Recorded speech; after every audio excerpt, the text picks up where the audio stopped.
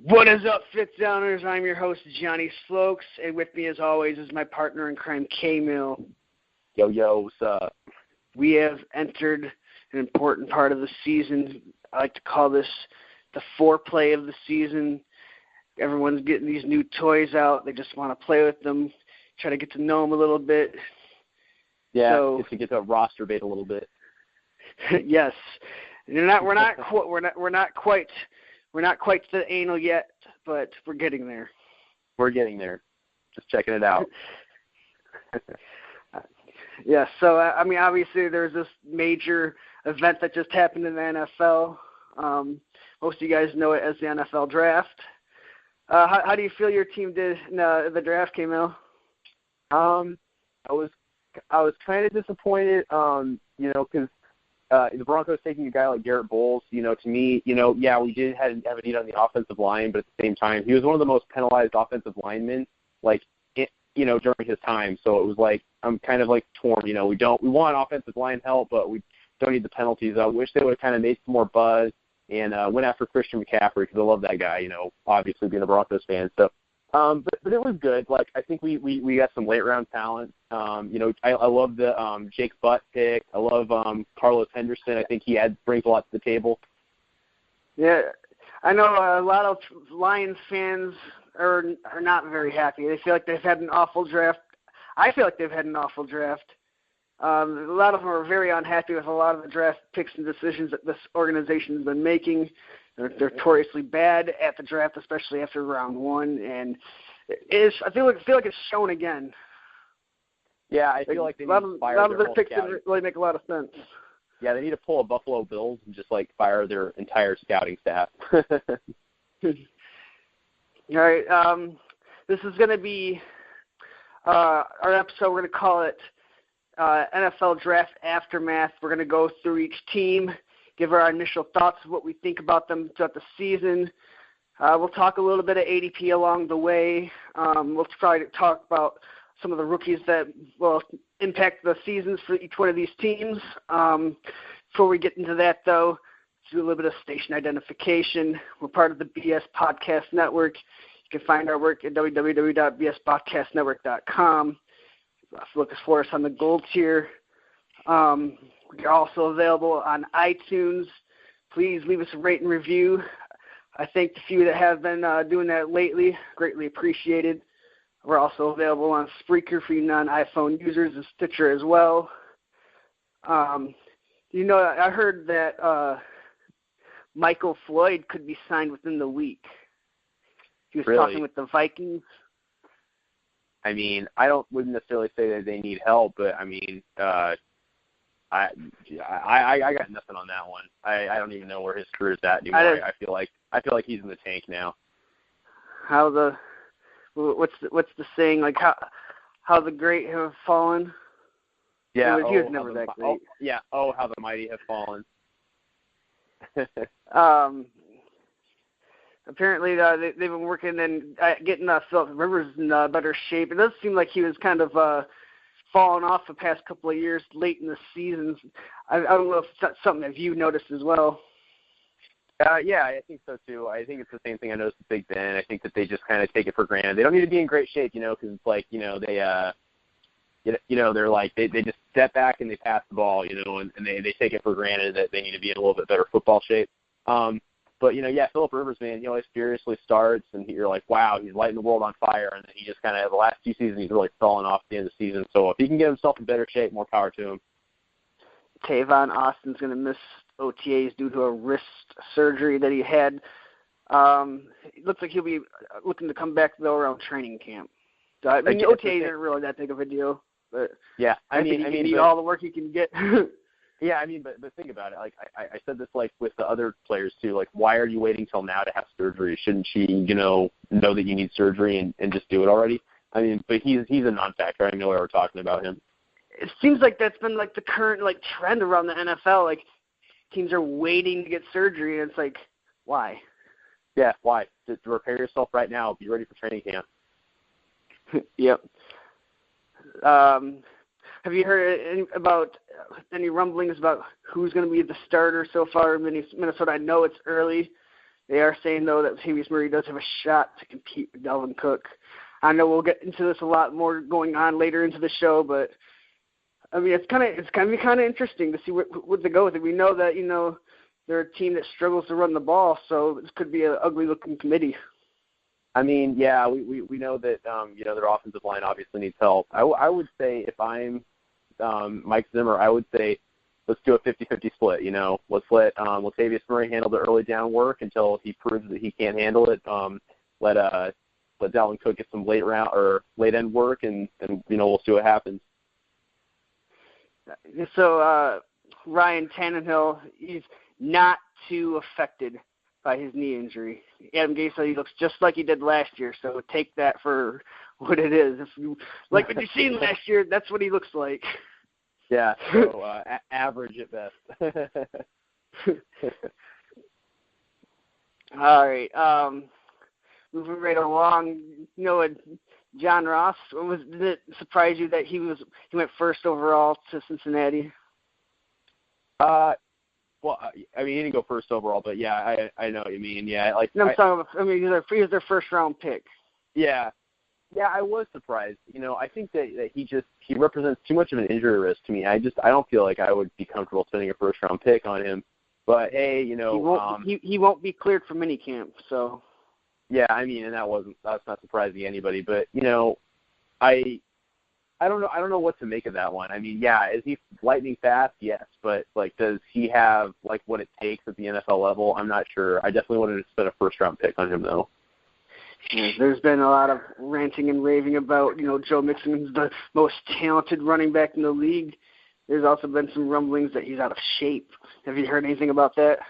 I actually haven't, and I'm glad that you're bringing this up. But, no, I really, truly believe that Joe Mixon might be the best running back in this class. If it weren't for his off-field issues, I think that he would have definitely been in, the top running back overall conversation, if it wasn't for that.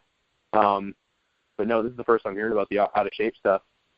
Yeah, I mean, it came straight out of Marvin Lewis's mouth. He said that he needs to get back into shape. So he met with a lot of teams, and he just happened to fall to Cincinnati. I love the pick.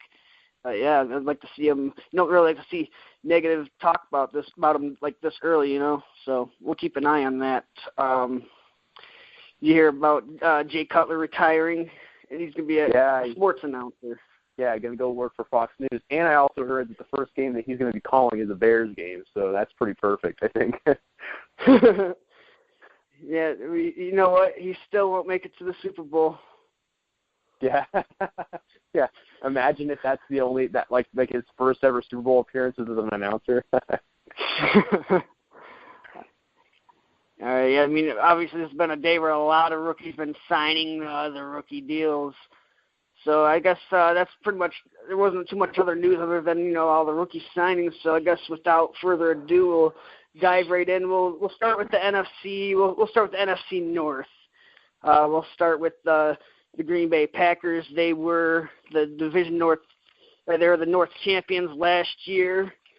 Obviously, Aaron Rodgers got off to a bit of a slow start, but he still looked really good, and he definitely caught on fire last year and eventually led them deep into the playoffs. How do you feel about Aaron Rodgers going into this season, knowing that he was the number one quarterback last year, and no quarterback has been able to repeat as number one quarterback since the year 2000?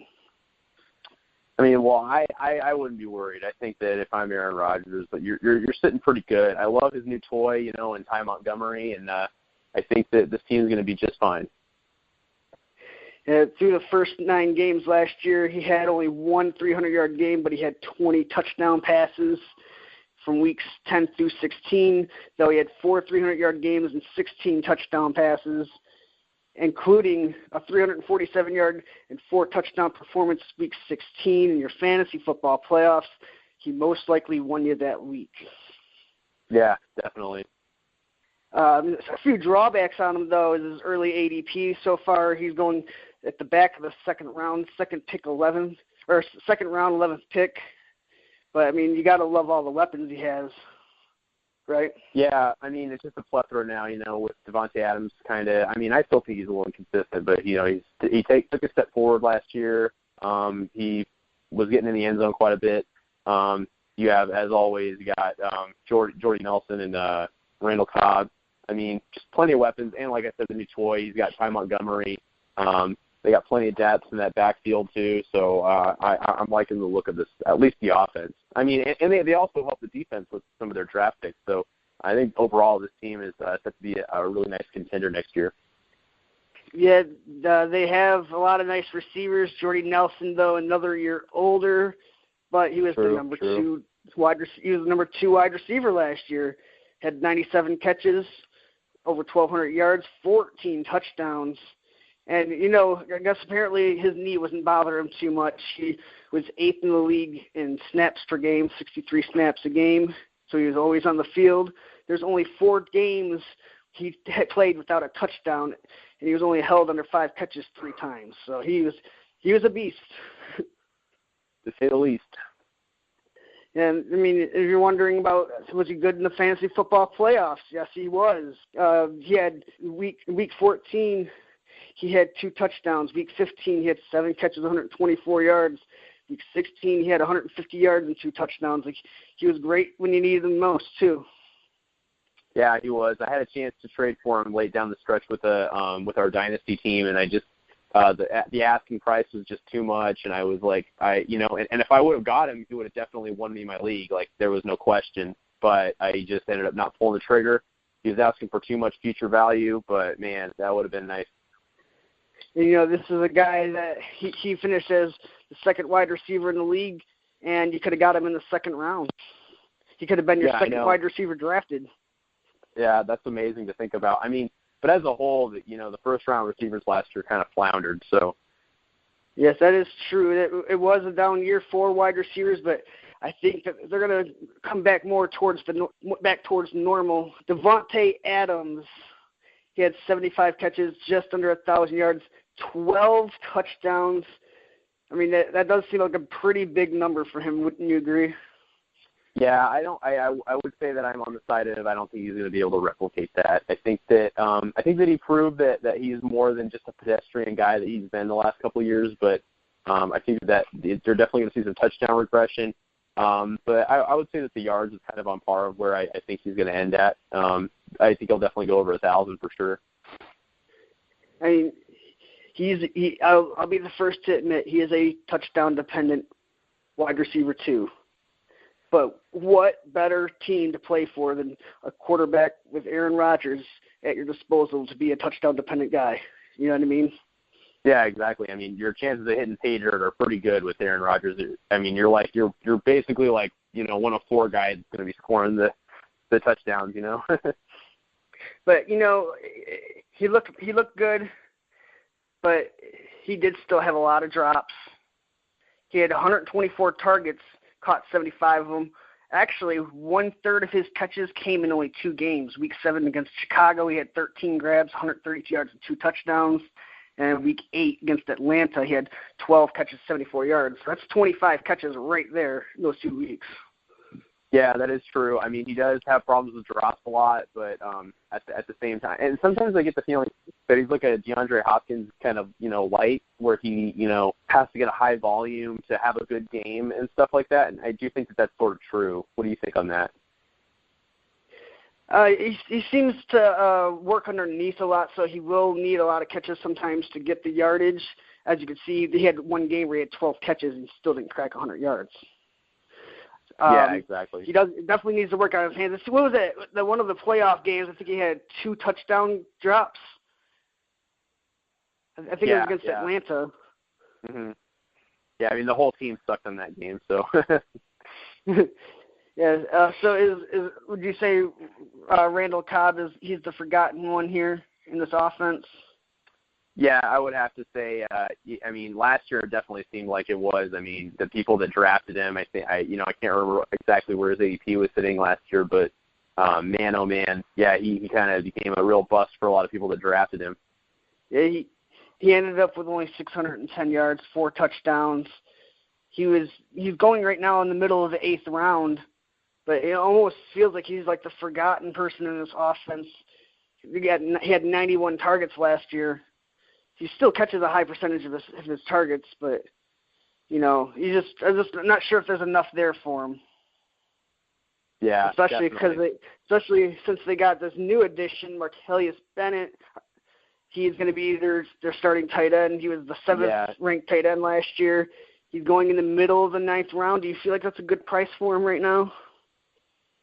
Yeah, I'm torn. I don't know if like last year was a fluke or not, but I do want to say one thing last about Randall Cobb. I mean, now he's shaping up to be a wide receiver 3, and how crazy is that? I mean, with all those mouths to feed in Green Bay, we're talking about Randall Cobb being a wide receiver 3.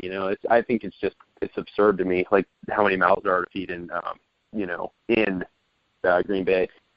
There's always been the craze for the 3rd wide receiver in that offense, and I think right now that is Randall Cobb.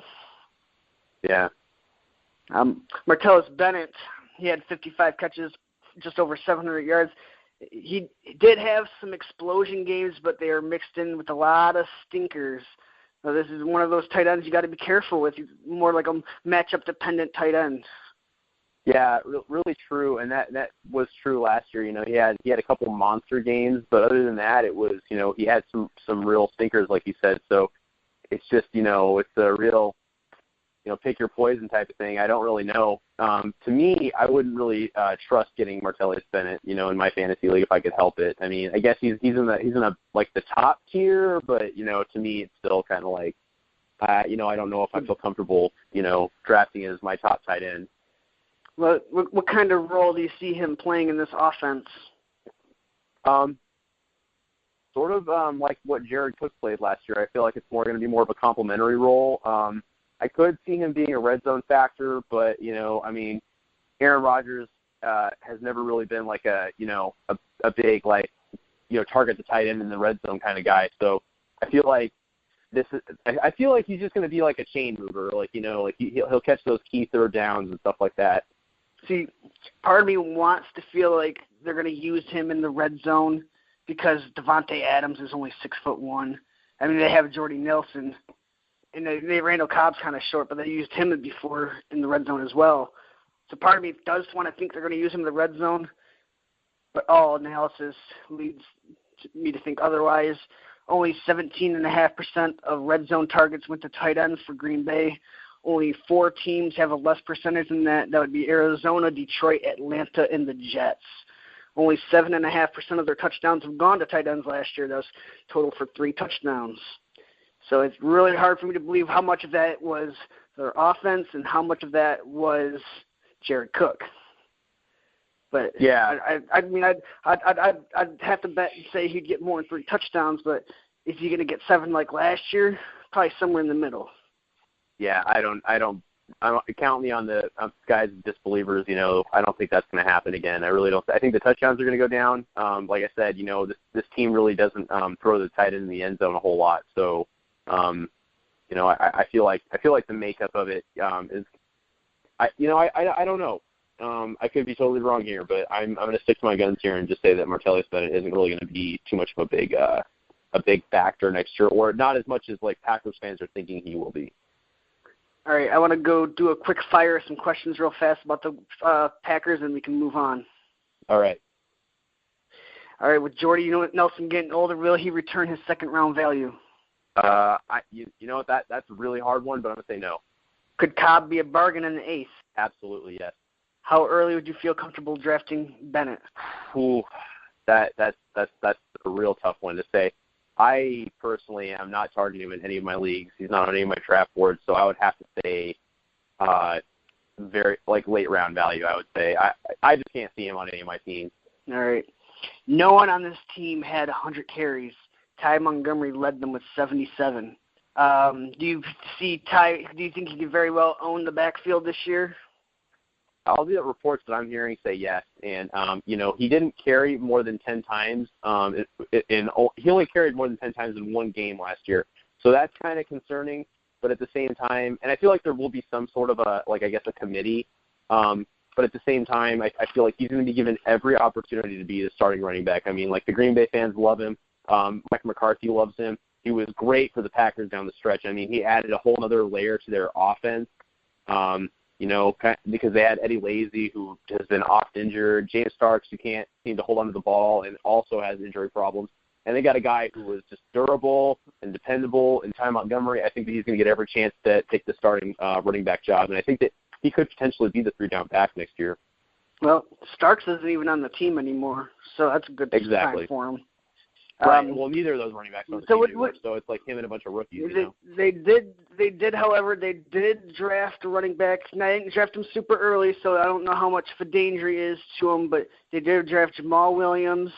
I think he will have some type of a role in this offense, but I don't think he is an immediate threat towards Ty Montgomery's role.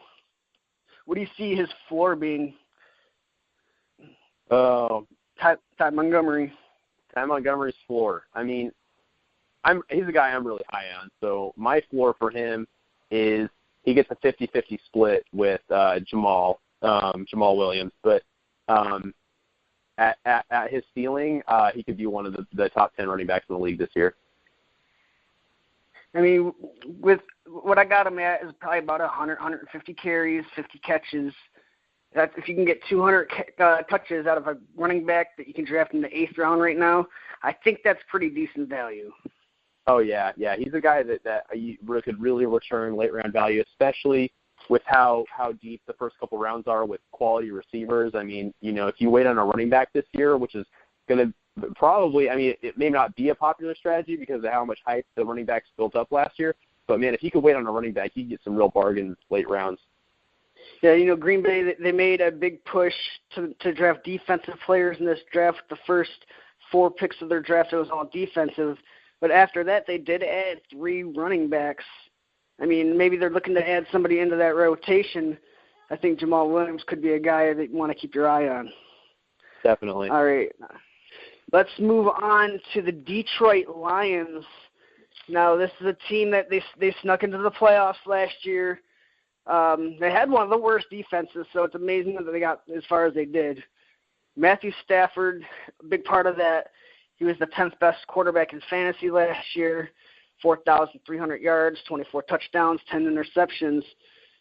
He's never passed for less than 4,200 yards in a healthy season. Wow. So right now his ADP is towards the back of the 9th round. I think that's right in my sweet spot. So, I mean, what's your take on Matthew Stafford for this year? Well, he's a guy past years. He's been on at least one of my fantasy teams. So he's a guy that is almost always, I find him in my sweet spot for quarterback. So if you're a guy that has no problem waiting on a quarterback, he could definitely return some good value for you. He's going to be a guy where, he might not be a championship-winning quarterback, but he's going to be dependable all year round, and he'll definitely get you to a good regular season. But last year with his injury problems, he really fell off for me. But he's in that sweet spot. He's a quality, dependable quarterback that'll average you about 20 points a week depending on your format, and he'll return his value definitely. Last year the Lions, they had 8 fourth-quarter comebacks, but only one of which where they were actually trailing entering the fourth quarter. So I mean, a lot of their comebacks, they had to come back probably because of their defense not sustaining stops and holding the defense. He needs a lot of help over there. Another thing the Lions really lacked last year was throwing the ball down the field. It seems like they didn't really have anybody to stretch the field. Matthew Stafford, 28th in downfield passing. He was 35 of 85. That's 41.2%. That's worse than Kaepernick and Carson Wentz. He really did struggle down towards the back end of the year.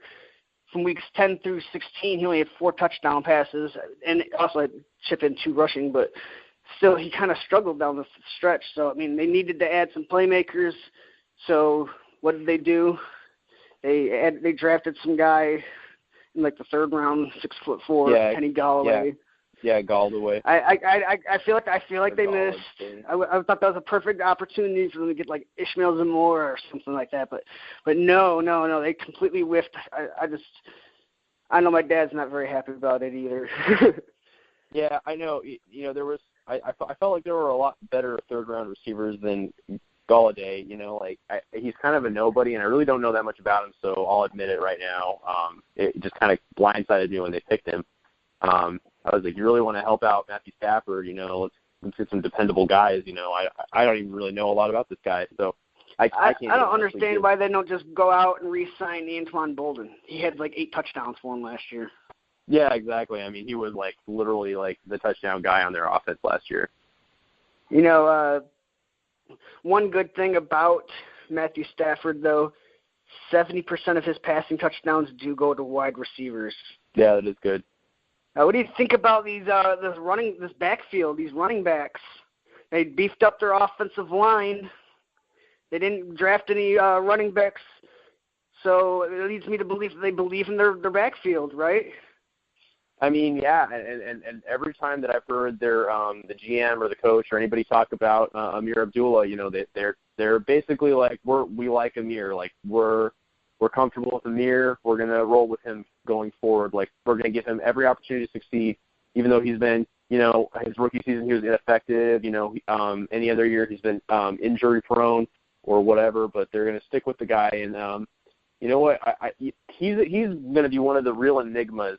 Coming into this year's draft. I mean, he's a guy that could really just blow the fuck up for you, or he could be, you know, a guy that completely busts for you. You know, he's just going to be a complete enigma to me. He could be a huge bonus for you if you hit earlier in the rounds on some running backs, and he ends up being like your 3rd or 4th running back, and he really hits. It could be a nice little chess piece for you.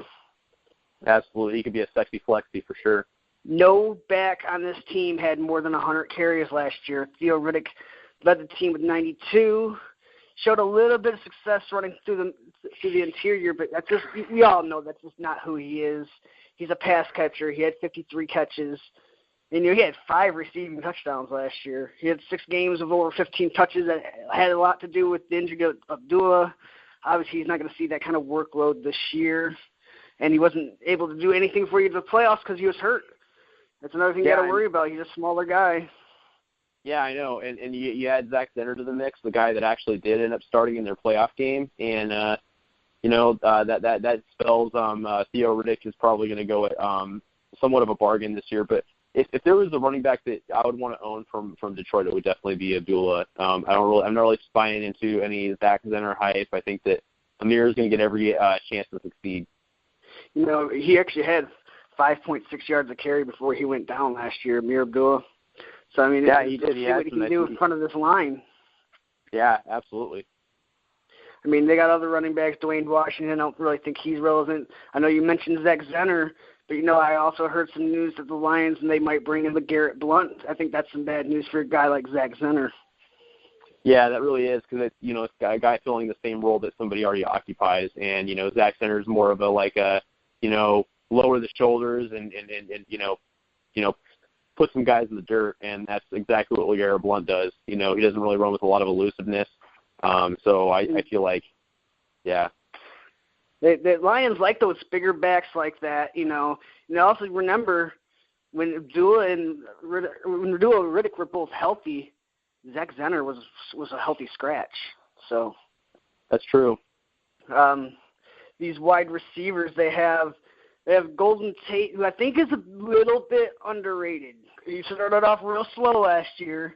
He ended up with 91 catches, over 1,000 yards, only 4 touchdowns, but he's never really been a touchdown guy.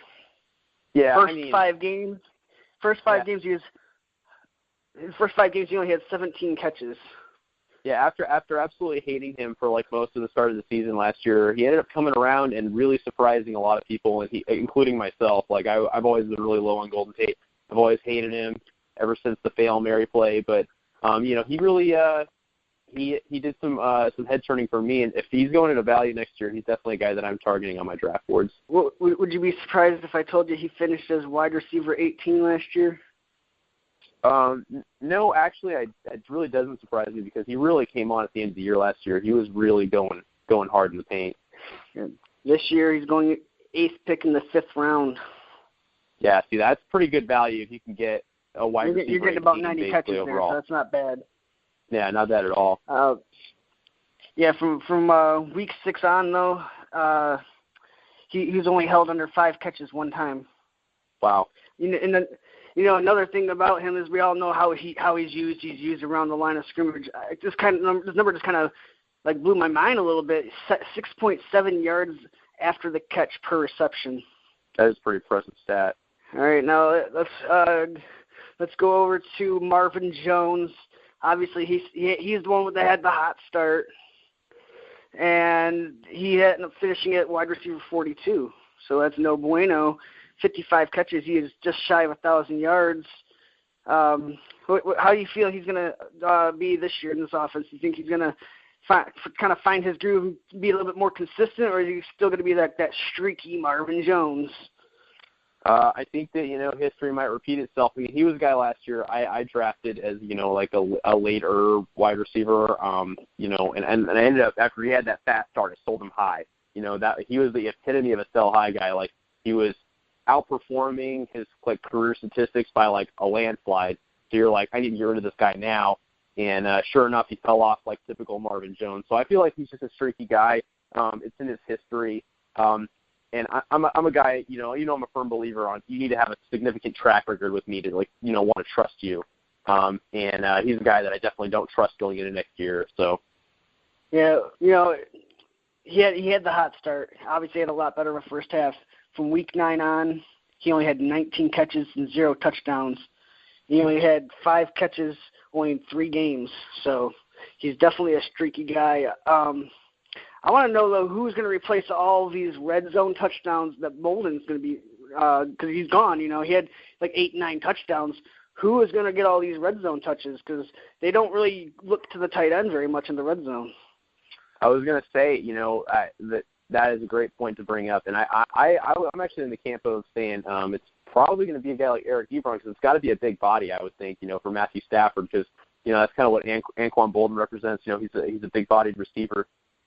So, you think that somebody's got to do it, and you're right, they don't target the tight end very much, but maybe they change some schemes and stuff like that, and then they actually end up going to him in the red zone quite a bit more. So who knows?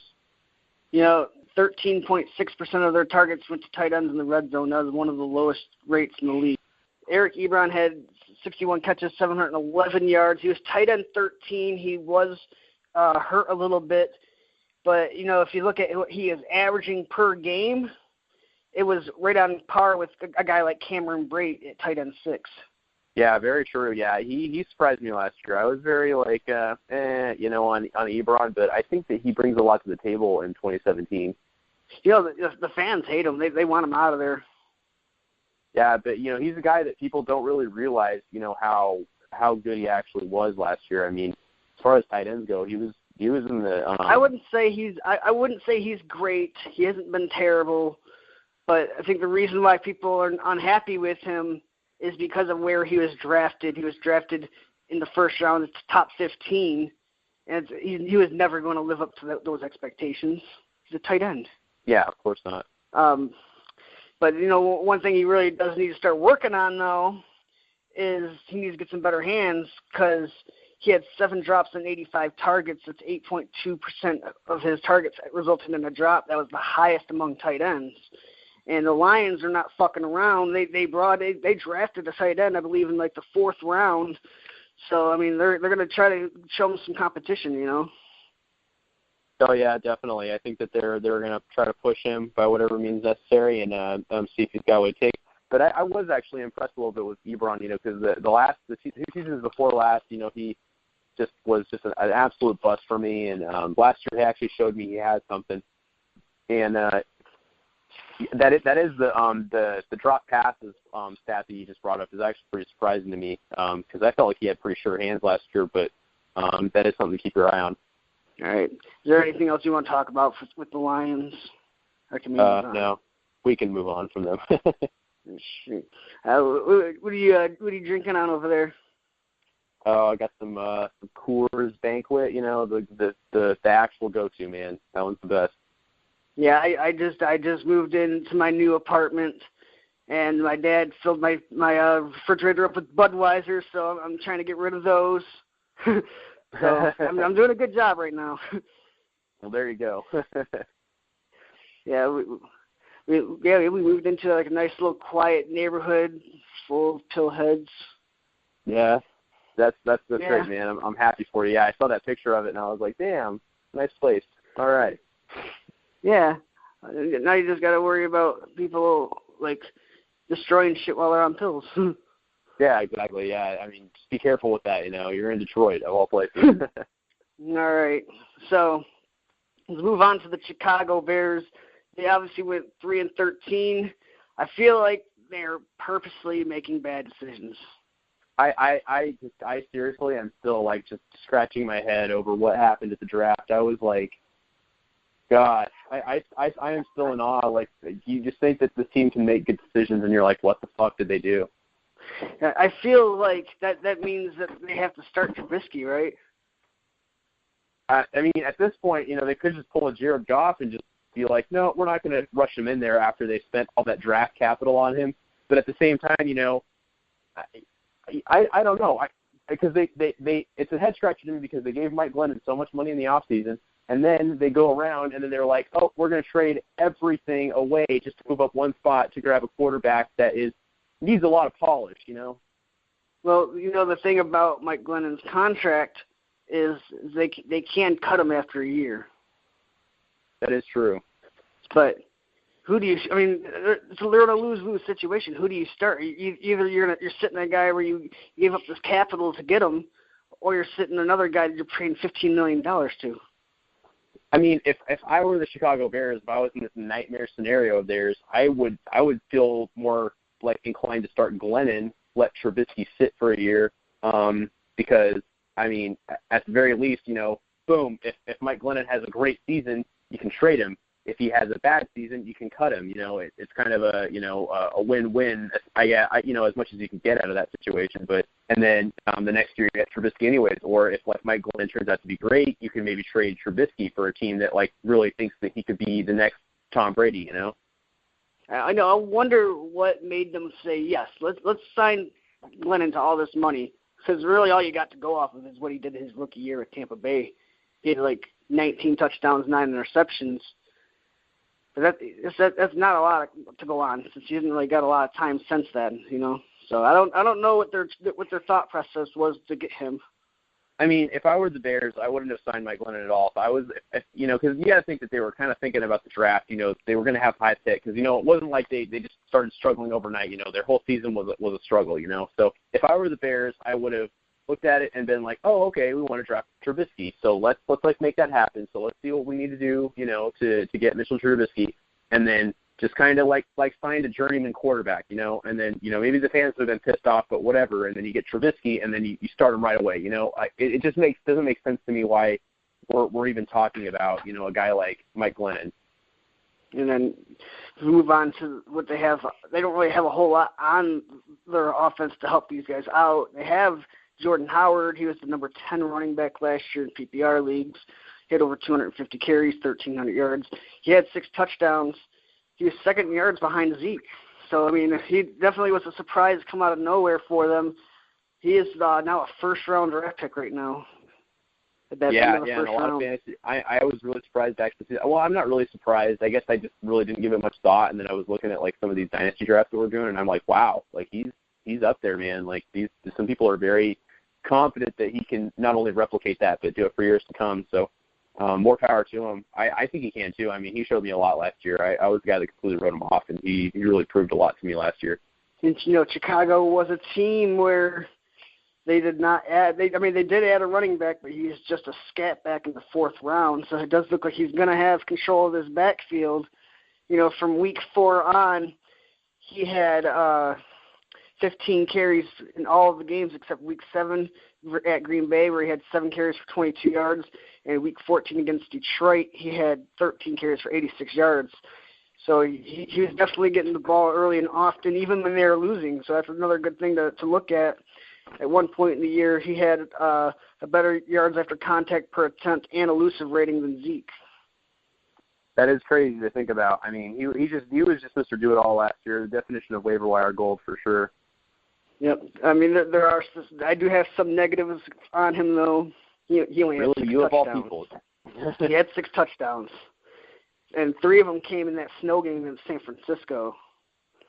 I'm also a little bit worried about him with some injuries.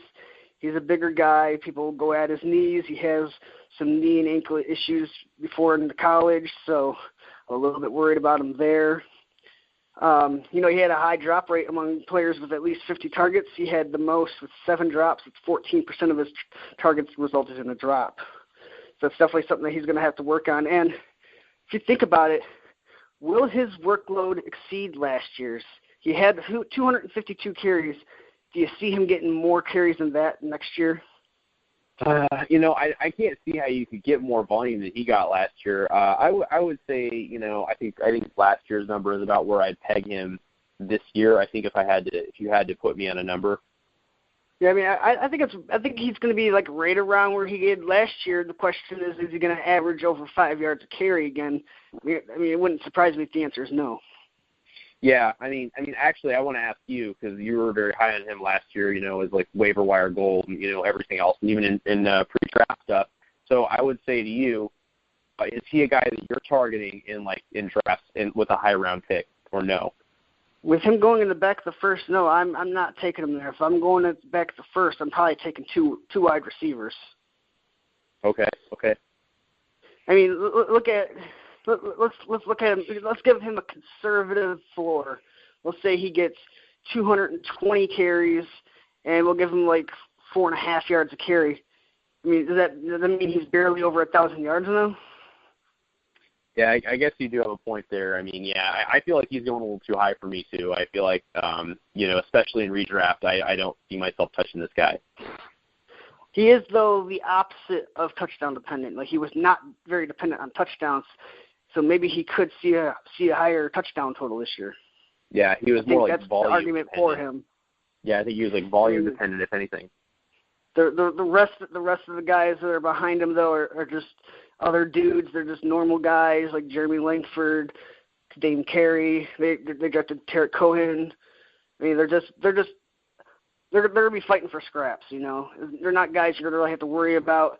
I'd say if you are looking to handcuff Jordan Howard, if he is your top running back taken, I think Jeremy Langford would be your guy, though. Yeah, I think I would have to put money on that too. As much as I was on Kadeem Carey last year, and I thought he might be the guy in this backfield. I was completely wrong. So I would say Jeremy Langford as well. Another reason why you may not think that Jordan Howard is going to get those touchdowns is because Jeremy Langford might have carved himself out a little role, because he had 4 touchdowns last year, and all 4 of them came within inside the 5-yard line. Yeah, that's true. He could be just a little chain pusher and a red zone guy. Yeah. Now, these wide receivers, we thought that they may address this in the draft, and they did not. They decided to roll with the receivers that they have. I mean, you got to think Kevin White's going to be the number 1 guy, right? Or are you one of those Cameron Meredith believers? I was actually just going to say that. I was going to say, hello, Kevin White, because I think that it's got to be him. I mean, if he can stay healthy, that is, I mean, that's really the big knack on him is his health. He had 36 targets in 4 games last year before he went on IR, though, so he was getting some volume. He looked like he was an inside possession receiver. He wasn't getting those big explosive plays, really, but he was kind of working inside. Maybe that's who he is.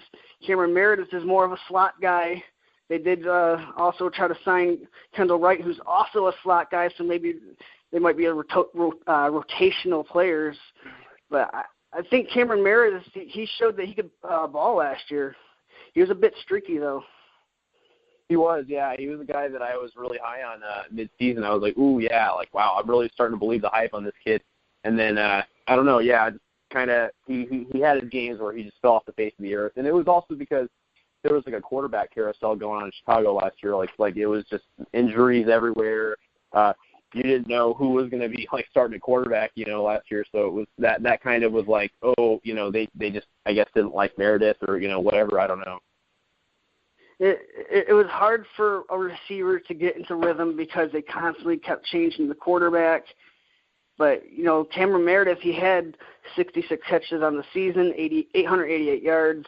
He was still a bit streaky, though. He had 8 games under 5 catches. But he was great in the fantasy football playoffs. He had 72 yards and a touchdown week 14. Week 15, he had 104 yards. Week 16, he had 135 yards and a touchdown. So he was being utilized late last season. Do you think any other receivers on this team can make an impact? Maybe Kendall Wright, Marcus Wheaton, Josh Bellamy, any of those? I'm not seeing it. All right. The big question is, who is going to be the starter here at tight end? They still have Zach Miller on contract, but they drafted a tight end in the second round, 45th overall, Adam Shahan. He's a 280-pound tight end that can scoot. I mean, my money would still have to be on Zach Miller because, the learning curve for rookies, rookie tight ends is usually too steep for a rookie to step up. So I would say for now, Miller's going to be the guy next year. And unless you're like a guy like Hunter Henry, he came on a couple times last year, but unless you're like, him or whatever, I don't think that you're exactly pro ready your first year. So I say Miller. Yeah, I mean, I think it's going to be Miller too. He had he was tight end 18 on the season. He only played in 10 games. He was tight end 7 before he went on IR. He was getting 12 points a game. So hopefully they continue to utilize him because he was on pace to finish where Kyle Rudolph did. Yeah, most definitely. Yeah, and we all know the story behind that. But yeah, if he can stay healthy, I see no problem or no reason to think that Zach Miller can't be productive. All right. One last question about the Bears, and then we can move on. The Bears, they have 108 targets to distribute through the wide receivers. Plant your flag on which one you want on the season. For the Bears? Yes. I got to stay White. I got to stay Kevin White. You think? I think that's going to be the guy because he was the guy that was not in the picture last year, and they need somebody to fill in. I think it's a good choice. All right, let's move on to the Minnesota Vikings. This will round out the NFC North. Minnesota, they finished 8-8 last year. Obviously, they missed the playoffs. It seems like they had some struggles on offense. The defense started to fall apart towards the end of the year. Sam Bradford, he was the most accurate quarterback of all time last year. I think was it 71% completion percentage. He had 3,837 yards. 20 touchdowns, 5 interceptions. He also didn't even start the first game because that was Sean Hill. You know what? I actually wanted to bring up something about while we're on the subject of Sam Bradford, just because of how impressed the Vikings were with him. Did you know that they didn't pick up Teddy Bridgewater's 5th-year option? Well, because his career might be over. Yeah, exactly. Well, I mean, we all knew that the injury was gruesome, from all the reports and everything like that. We knew it was going to be a difficult road to recovery for him, but the Vikings pretty much doubled down and they got rid of the controversy right now, and they basically were like, Sam Bradford's our guy. That's it. Because he had a great year last year behind a shitty offensive line. So what he did was pretty impressive for me from his career norms. You can see why they were so willing to give up a first-round pick for him. They realized, he might have to be our guy. Yeah, I mean, and I feel like they did make a knee-jerk reaction, but it ended up working out for them. I feel like they didn't expect Sam Bradford to be all that in a bag of potatoes. But, he really proved himself last year, and he really impressed me. I mean, it was his best season that I can remember to date. He was pretty good during the fantasy football playoffs. He had 382 yards and 3 touchdowns, Week 15 against Green Bay. And then Week 16 against Chicago, he had 250 yards and 3 touchdowns. So he definitely held water in the playoffs. The only problem with him is he only had 4 games with multi-touchdowns on the season. But the good news is he was playing it safe. No multi-game interceptions. So that's another good thing about him. ADP-wise, he's basically free. Yeah, and a guy like Adam Thielen started coming on really, towards the end of the season last year. Stephon Diggs, it kind of fell off. But I think next year he's got 2 bona fide, nice starters going into next year. I think that he's got a nice receiving core to look forward to. He's got an added option in the backfield with Dalvin Cook. I mean, this could be a sneaky Vikings team, I think. Would you be surprised if I told you that Adam Thielen was the leading receiver for him last year? No, I wouldn't. I mean, he really just surprised the hell out of me, especially late last year. Yeah, I mean, Diggs had more catches, Thielen had more yards and more touchdowns. Thielen had 967 yards, 5 touchdowns. You think of him as just this another small white receiver, but he's actually pretty big. He's more towards the long lines of Jordy Nelson. He's 6'3". He has some size to him. He mostly worked the sidelines, so he's a good complement to Stephon Diggs, who likes to work over the middle. They do have a nice little combo.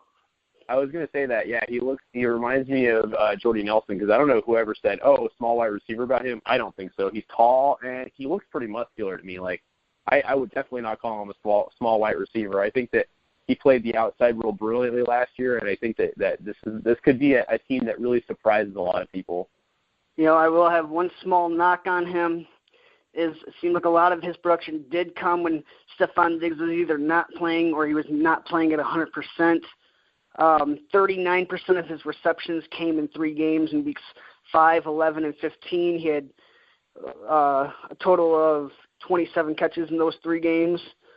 So I'm saying a lot of his production did come when Diggs was out. We'll see how they gel. I think that they complement each other perfectly, though.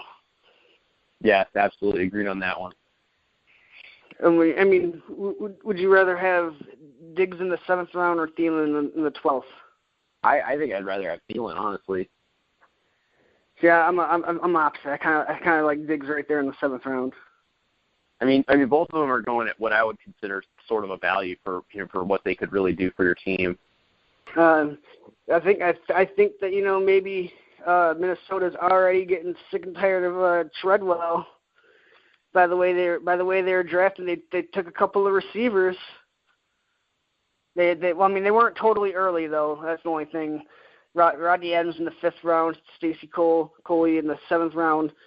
It looks like maybe they're just depth pieces, but are you surprised at how little Treadwell was used last year? Do you think that maybe he could be that number 3 this year? No, I'm not. He kind of is just like, to me, I was never really on the Treadwell train to begin with. I've always been kind of a Treadwell hater. I just think that he doesn't represent like what Minnesota needs. He's like a Kelvin Benjamin to me. You know, he's not particularly like super fast. He's not. He's a big body. He's like an Anquan Bolden almost to me. Like, he's just a big guy. If anything, I could see him maybe down the road being like a big red zone target type of guy. But at the same time, I think that the Vikings are just better off with what they have, and I feel like he's never going to really catch on.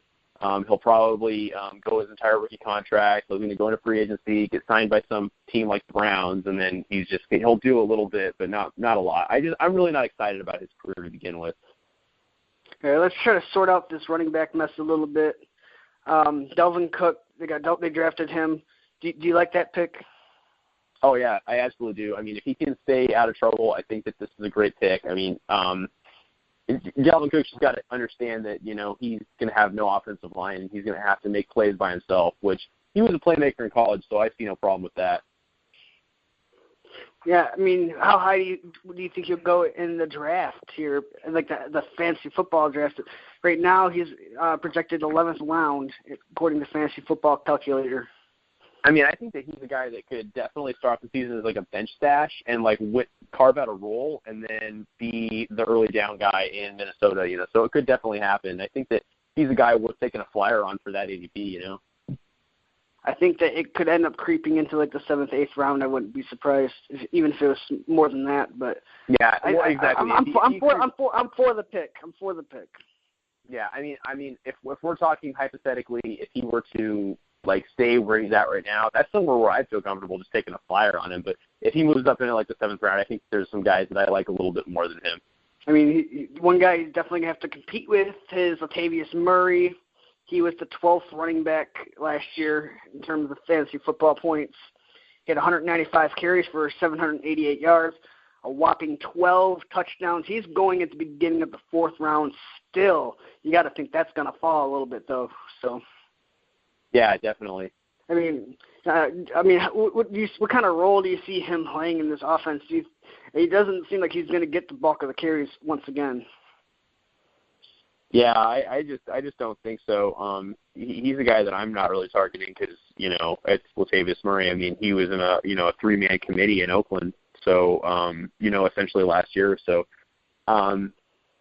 it's hard to say. If there was a running back that I would say you have to own in this team, it would be definitely Dalvin Cook. But I don't know. I can't make heads or tails of it.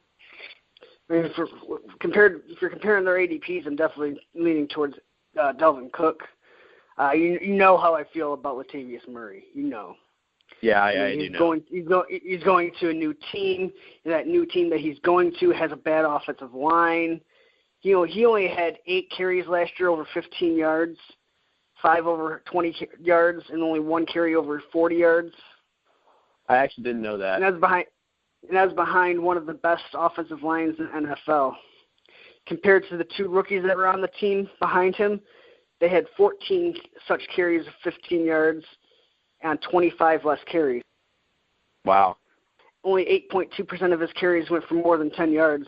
To put that into perspective, Gurley was at 6.2, and he had one of the worst offensive lines in the league. Wow.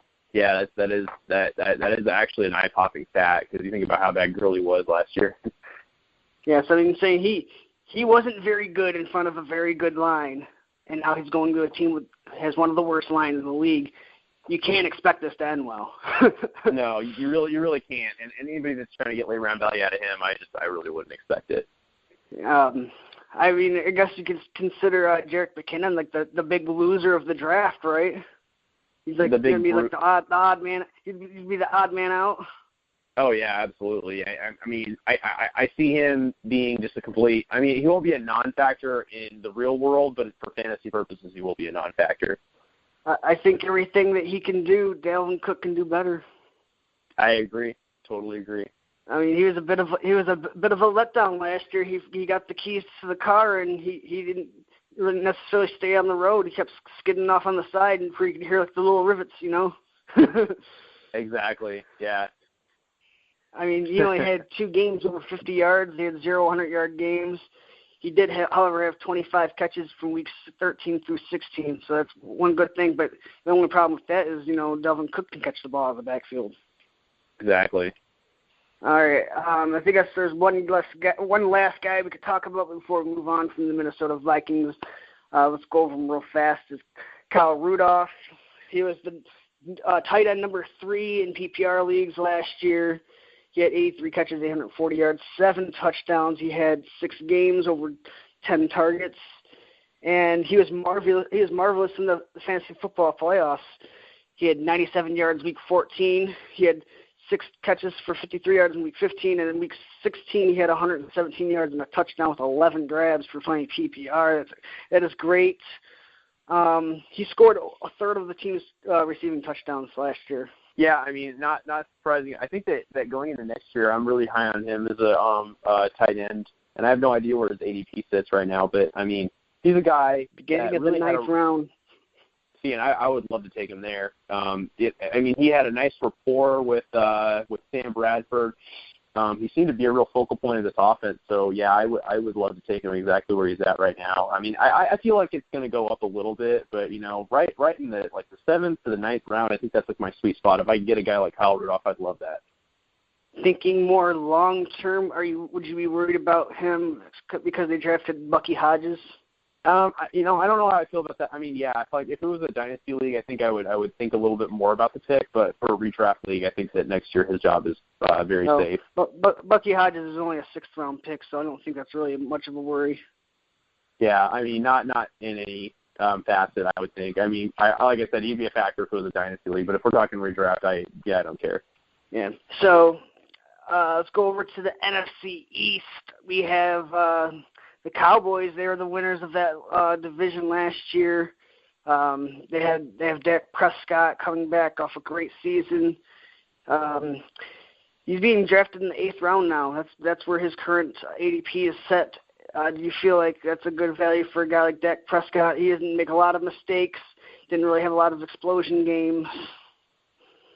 I mean, I feel like that's just fine for me. I mean, like, I don't think it's completely outrageous. I felt like it'd actually be higher, because we know how these casual players, they like to shoot up players ADP, because they do what they see on TV, and they saw last year it was all about Dak Prescott. But the 8th round I don't think is too outrageous for me. Well, he had 23 passing touchdowns. He also had 6 rushing touchdowns, so he was getting it done on the ground too. A very efficient quarterback. Like I said, though, he only had 2 300-yard games last year, but he had 10 multi-touchdown games. So that really goes to show you how efficient he was. I don't even think he had 500 attempts last year. Yeah, he had only 459 passes. Do you think that he gets more than that this year?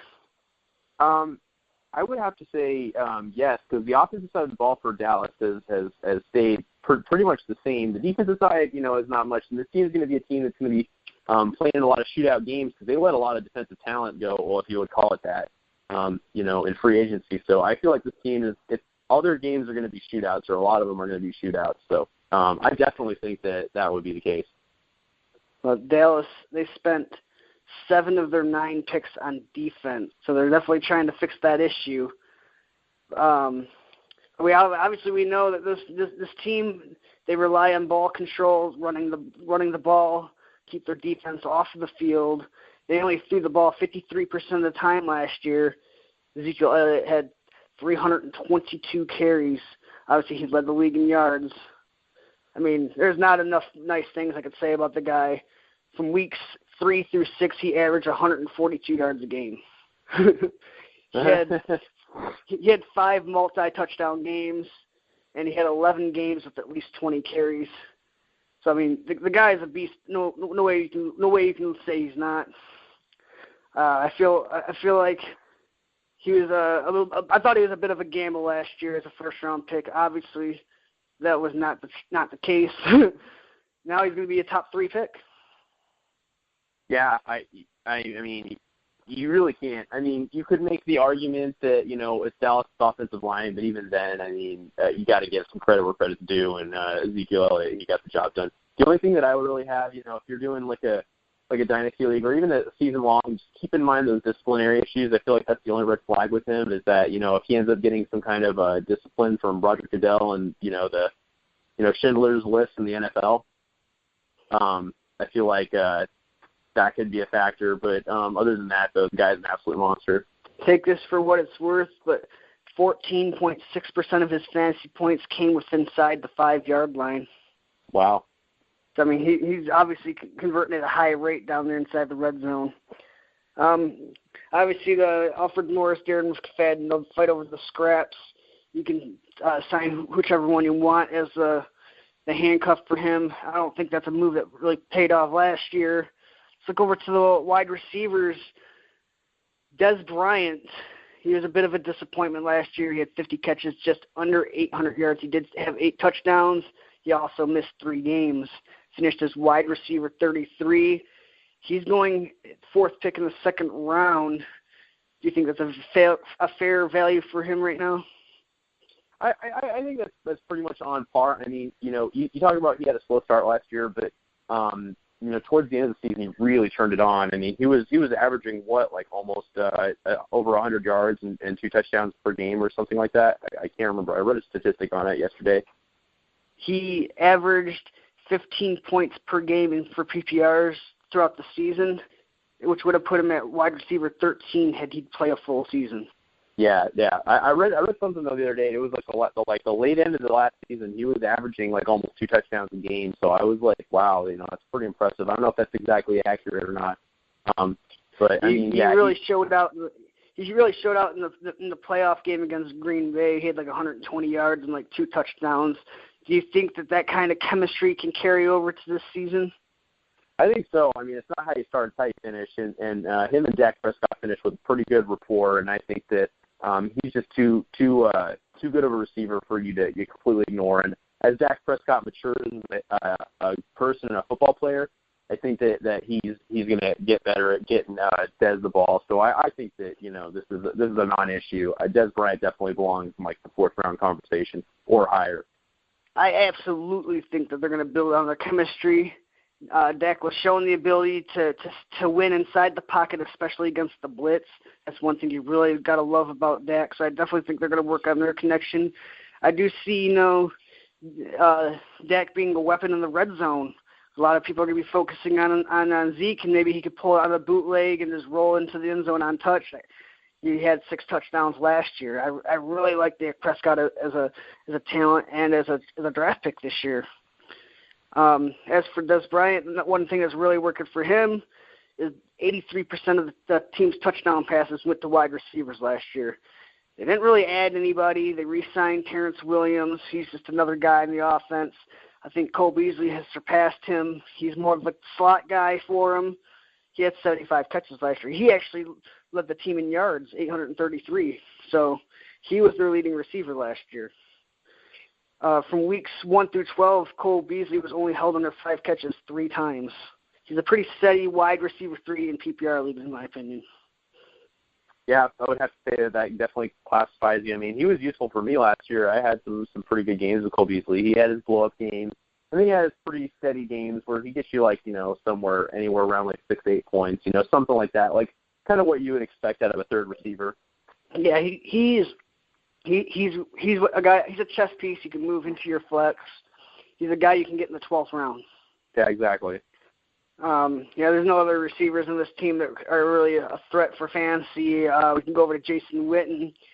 I think at this point in his career, he's more towards like the Heath Miller type. Like he'll move the chains, but he's not going to score a lot of touchdowns. He did have close to 70 catches last year, but he had a lot of mediocre games. He still finished at tight end 9, but that's not saying a lot because of how bad the tight ends were last year. Yeah, it's the thing we were talking about earlier. There's going to be too many mouths to feed in this offense. Zeke obviously going to be the beneficiary of a lot of that. So I would say that if we're gonna put him somewhere, I would definitely put him outside the top 10 for tight ends. I don't think he'll finish there this year. And I think that he's going to I think you couldn't have said it any better. He's going to be like the Heath Miller. He's going to move the chains on like a key third down. But as for fantasy purposes, I really would write him out of your plan. All right.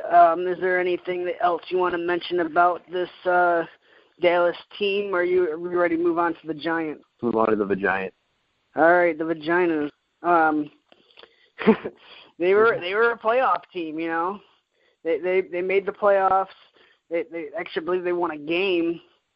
Eli Manning, though, he was mediocre in every single way you look at it. Finished at quarterback 21.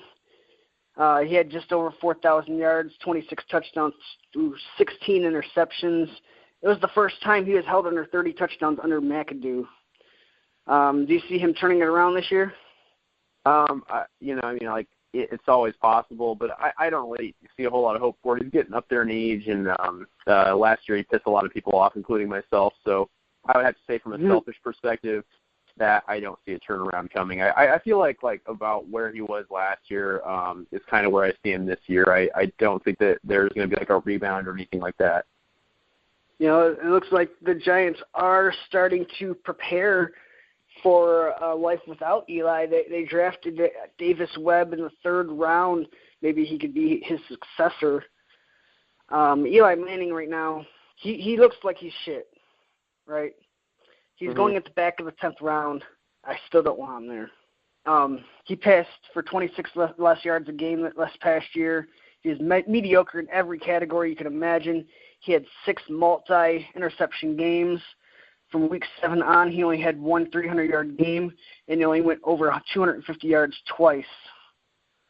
So, he was 24th in downfield passing at 44%. There's just a lot to hate about him. Yeah, well, and there's another thing, too. I don't know why the Giants didn't think about maybe adding a quarterback in this draft, I feel like they could have. They drafted one in the 3rd round. Oh, Davis Webb, yeah, that's right. I forgot about that. That's their guy. They planted their flag in him. Yeah, and that was kind of surprising. I felt like they'd get somebody with a little bit of a pedigree, but, I guess that's okay. Yeah, I totally forgot about Davis Webb, yeah.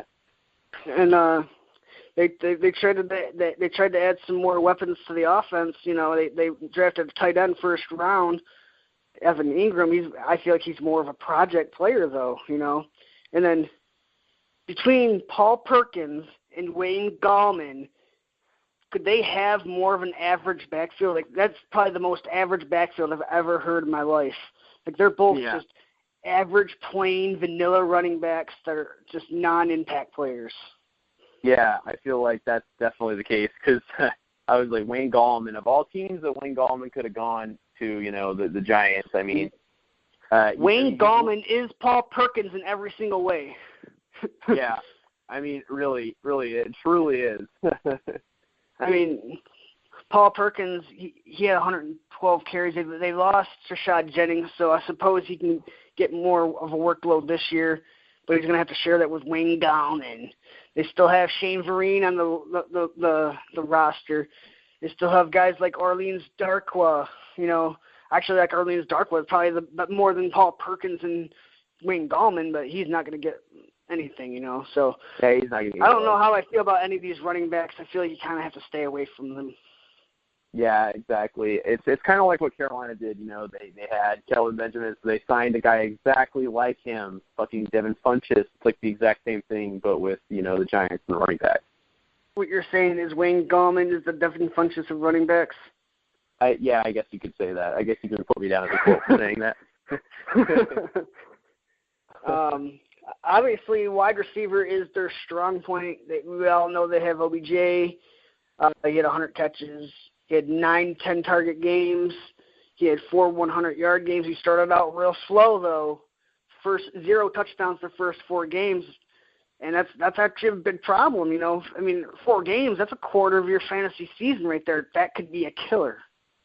Yeah, and, you know, you always got to worry about, too, his attitude issues. You know, he always just seems like a little prima donna crybaby. But, you know, make no mistake, this is a guy that in his you know, first couple years has averaged like over 1,300 yards receiving. I mean, and he'll find a way to get you those touchdowns, but he'll do it in like little blow-up weeks. Like some weeks he'll have 2 touchdowns, you know. But yeah, you're right. He gets to the point where he pisses off fantasy owners so much sometimes that like they're trying to like, you know, trade him off a name brand value, you know. So I feel like he needs to get off to a faster start, definitely. Yeah, speaking of the blow-up weeks, from weeks 5 through 15, he had 10 touchdowns in 10 games. So that's what you're talking about. He was streaky last year. Yeah, exactly. But I mean, a lot of that could be, you know, because Eli Manning was so fucked up, you know, that could have a big part to do with it. I feel like this could be Eli Manning's last chance if he can't get it done with Beckham and Brandon Marshall and Sterling Shepard, and now they went out and got a tight end. You still can't get it done. That could spell some bad news for him. Definitely, yeah. I think this is getting more of a competitive, you know, division, especially with. And we'll probably get on the Eagles in a second, but the Eagles are coming up. The Redskins, I don't think they've fallen off too much, you know, from last year. I think that the Giants really need to keep up in this arms race. Yeah. How do you feel about Brandon Marshall? He's going in the back of the 4th round. Do you feel like he can have a bit of a rejuvenation year? I don't see it happening. Honestly, if he's going in the 4th round, I'm going to look elsewhere. It is a little bit rich for my blood. He had obviously a bad down season. He only had 3 touchdowns. He looked like he was done by like mid-season last year, to be honest. He really did, yeah. I mean, he looked like he just completely quit on him. Like, but you know, I kind of feel like he has like a 2-year curse on teams. Like he'll be good for that 1 year, and then next year you got to get rid of him. Yeah, exactly. You got to get rid of Brandon Marshall. Get out of there. You know, there's some good things that are working, though, in his favor. The Giants, they ran a league high of 949 plays from 3 wide receiver sets. That plays into his favor. The Giants also ran no huddle 58.6% of the time. So they run a lot of plays. And I feel like this team's going to have a lot of trouble running the ball once again, and it's going to rely on, unfortunately, Eli Manning's arm. Maybe Brandon Marshall can be the red zone recipient of some touchdowns because they really lack some size down there. I think that's the reason why they brought Brandon Marshall on their team is because they need a legit red zone threat outside of Odell. Yeah, that's true. I mean, I could definitely see it happening. I don't think that he'll hit 10 touchdowns or more. I mean, I absolutely in no form. It's hard to pay. It's hard to pay his ADP for that though, because you don't really know what you're getting. Yeah, but exactly. I mean, I'd let somebody else draft him. Wait, wouldn't you say though, the real loser of this situation is Sterling Shepard? I mean, he was wide receiver 35 last year. He was really a touchdown dependent receiver. He only had 683 yards, but he had 8 touchdowns. 27% of his points last year came from touchdowns. I feel like he is the real loser in this one. I do too, yeah. I mean, a guy that really showed that he had some stuff, and they go and sign a 3rd receiver. Just basically takes his role away from him. So totally.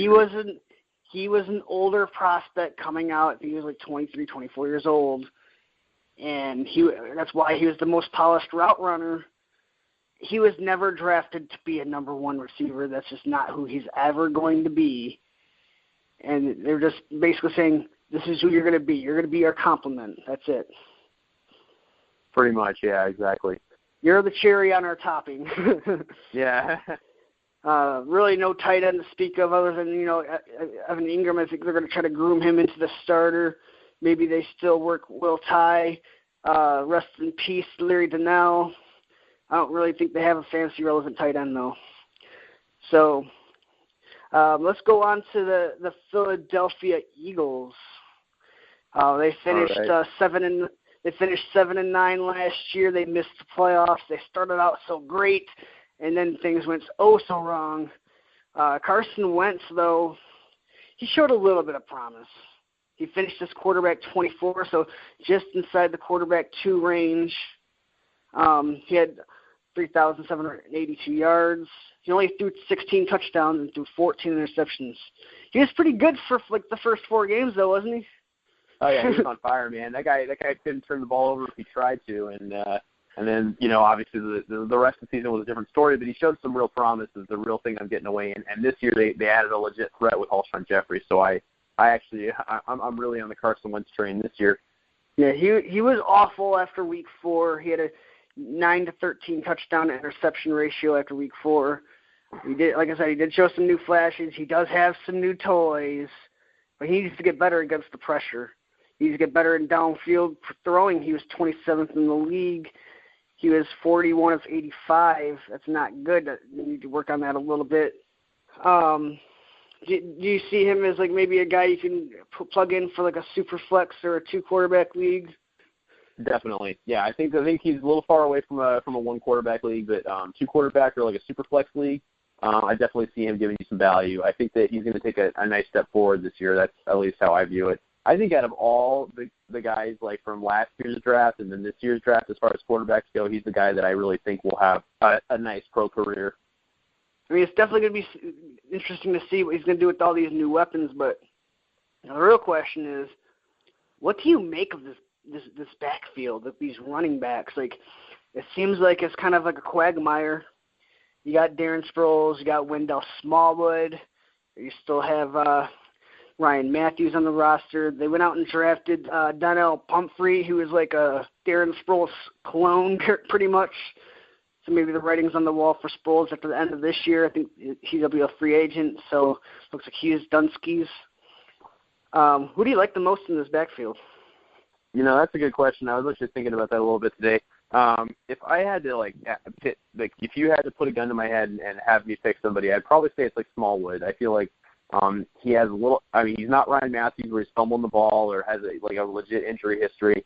He's got a little more size than Darren Sproles, so I feel like it would be him.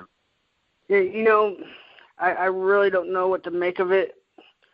I feel like Sproles will probably end up finishing the highest, but there won't be a lot of weeks where you're actually going to want to start him. He finished as wide receiver 29 last year, mostly because he had 52 catches. He is still inconsistently used. Ryan Matthews is inconsistently used. Smallwood was inconsistently used. They're all inconsistently used. So it's really hard to make out with this one.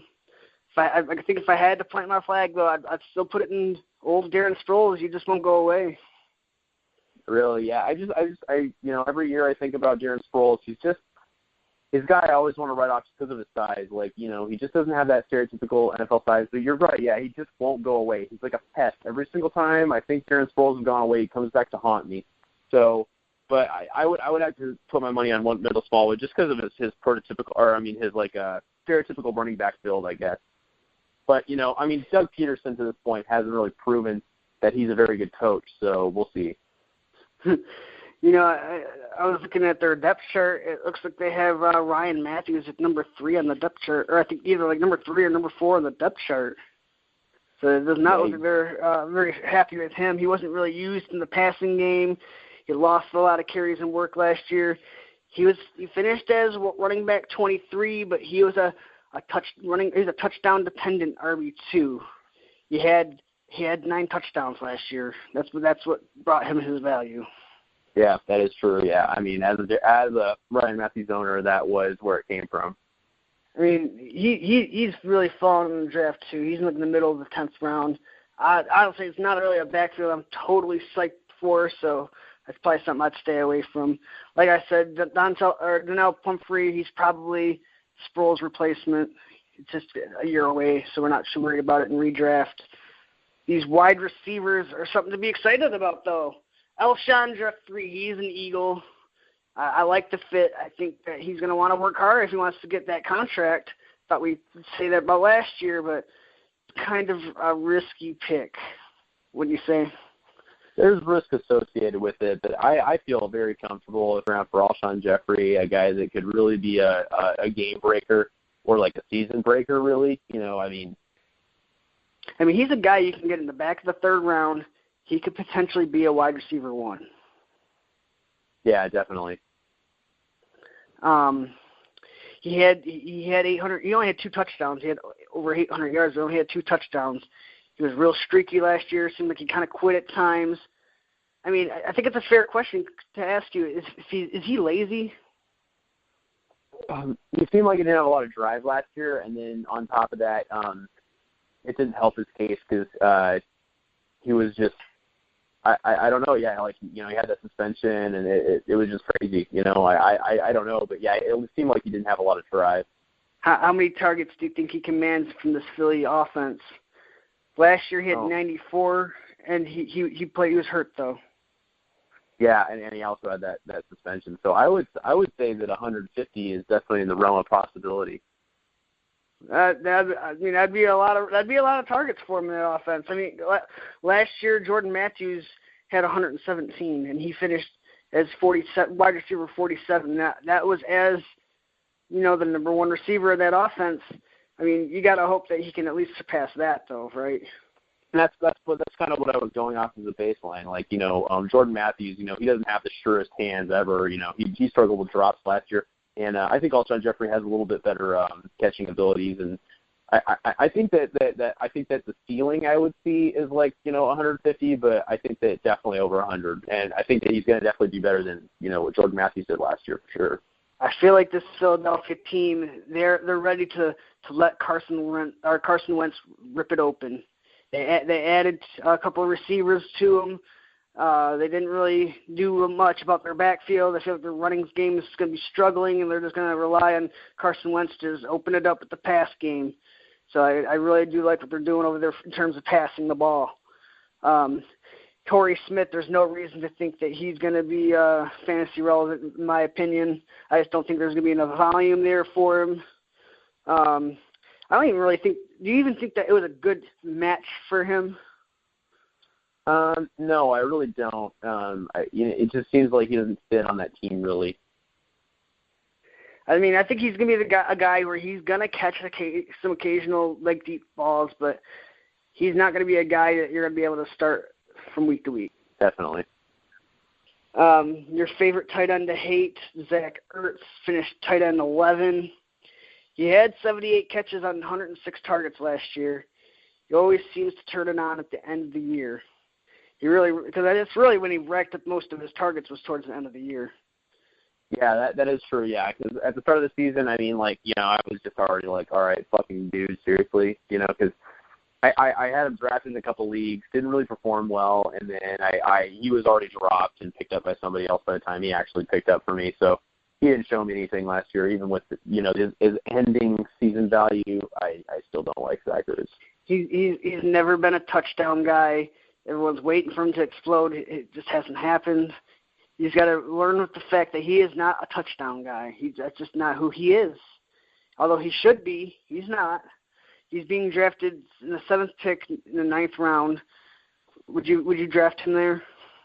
Not really, because there's other guys that I would probably rather have in that area too. You were saying Rudolph earlier. I'm sure that a guy like I just think that there's a lot of guys that would be there. He seems like a tight end that I wouldn't want to draft really per se, but maybe halfway through the year, maybe I trade for him.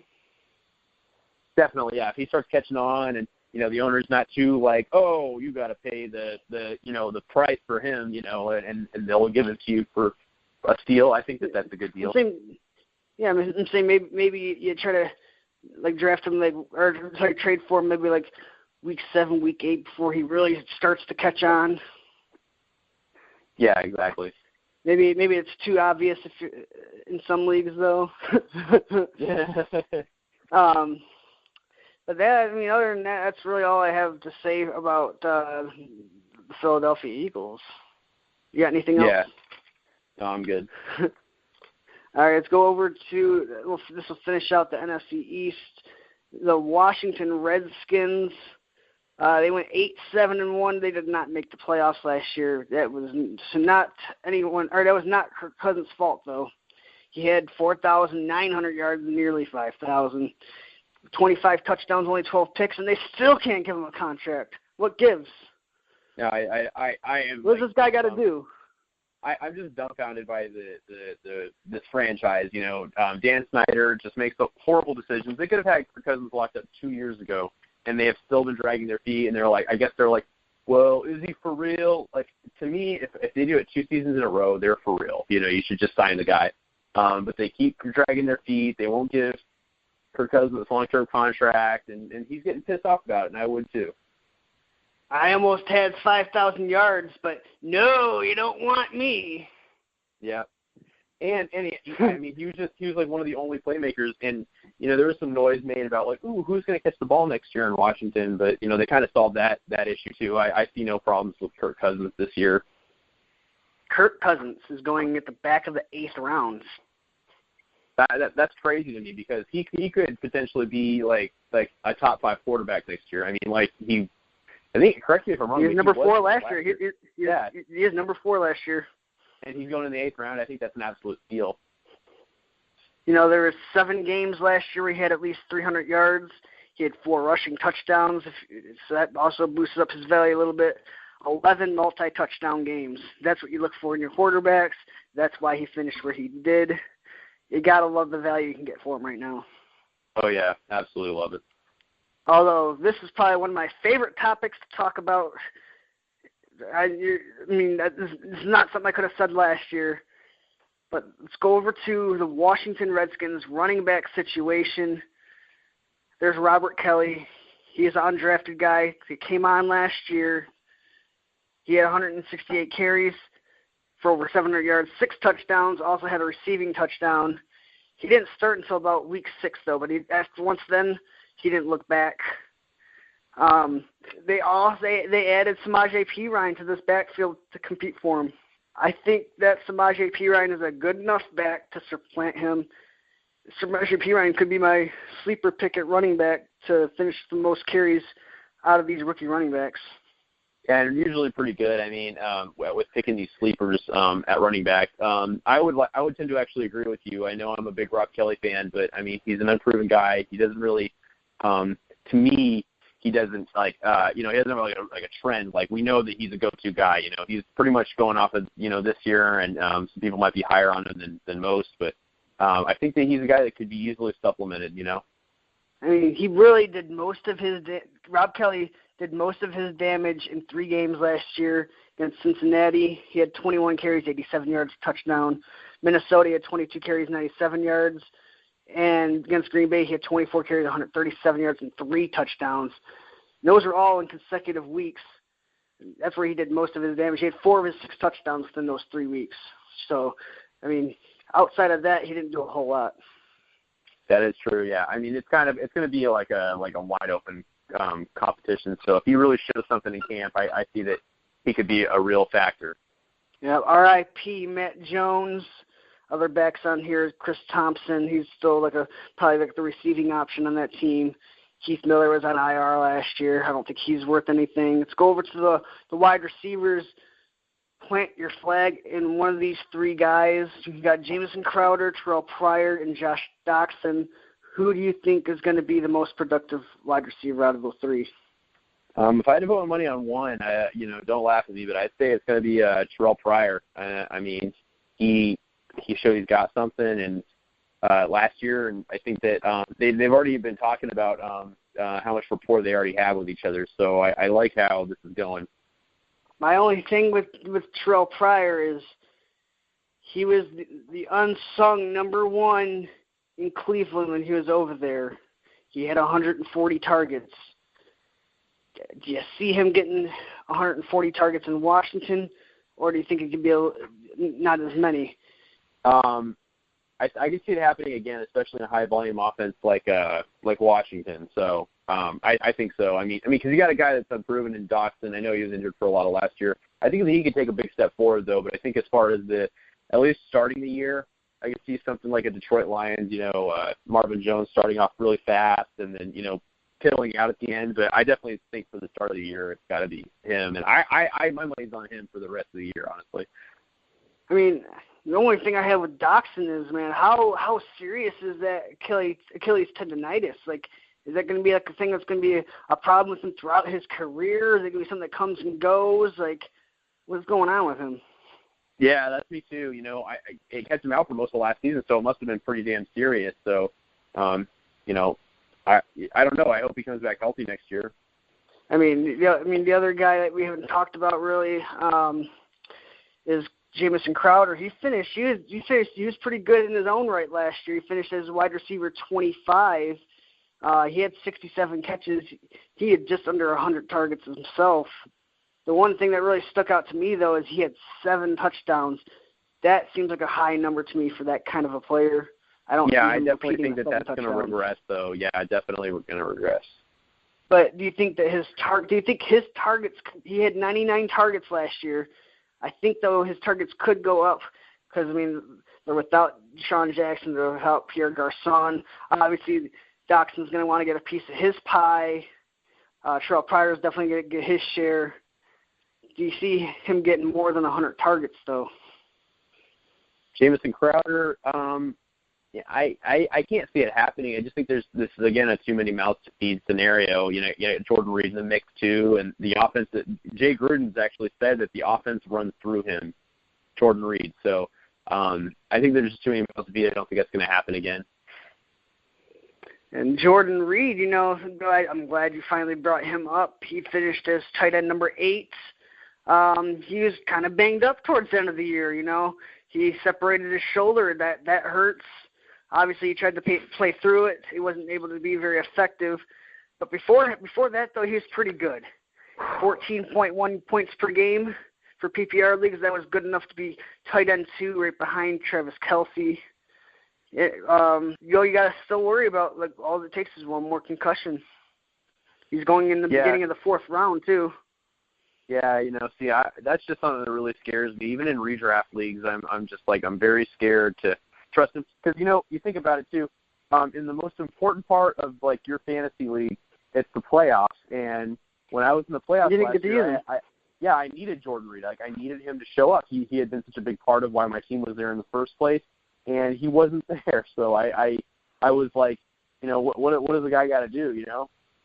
So is he a guy that you're kind of trying to shy away from this year? Definitely, yeah. Even in these new dynasty leagues I'm doing, I'm shying away from him. In redraft leagues, I'm really thinking through that pick. Do I really want him? You're putting Kelce over him, right? Definitely. Yeah. All right. That'll do it for the the NFC East.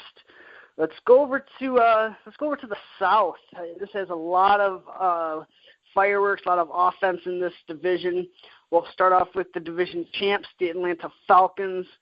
They've obviously choked big time in the Super Bowl. Teams usually have a Super Bowl hangover, but maybe this is a team that could overcome that. Matt Ryan was obviously spectacular last year. He is the NFL MVP. He's still probably going at a relatively decent price in terms of ADP. How excited are you about this offense without Mike Shanahan? I think I'm still excited about it. I think that they set the groundwork in place, and I think this is still a very exciting offense to watch. Think about the depth at running back. Think about their dynamic playmakers at running back, and obviously good receivers too. Mohamed Sanu was a nice, pleasant surprise last year, and to me at least. And I think that the groundwork's in place for this offense, so I think that they're going to be just fine. Yeah, Matt Ryan, he was a guy that you got pretty late, and he's a prime example of why we say wait late for quarterbacks, because you can have guys like him that can hit and win you your league. He's not going to be that guy this year. He's going in the beginning of the 5th round. He's going up there with Andrew Luck. So you're going to have to look for some other guy to be this year's Matt Ryan. But, exactly. I don't think that their offense is really going to take that much of a hit. Obviously, anytime you're talking about like an historic offense, you think a little bit about regression. You're going to see some regression from this offense, but I think, though, this offense is still going to be plenty good enough to have lots of fantasy relevance. Matt Ryan's going to be a big part of that. Definitely so, yeah. Are you still on board with I know you're always concerned about Devontae Freeman's workload and sharing with Tevin Coleman. Are you still on board with him not being like a first or second round pick? No, I'm a little higher on Devontae Freeman. I mean, it was like I was telling you, before this. Oh, sorry, my headphones came out. It was like I was telling you before the show. I mean, he went back to back and had over 1,500 yards from scrimmage in 2 seasons. So I'm really not too concerned about the Tevin Coleman thing. He's a guy that I would be targeting in pretty much all drafts. I mean, he's proven his worth, I think. I mean, I think we're going to have a ranking show pretty soon coming up here for the month of May. But if I had to pin him down somewhere, I'd probably have him as my 4th best running back right behind the big 3. That's how much Definitely. I like Devontae Freeman.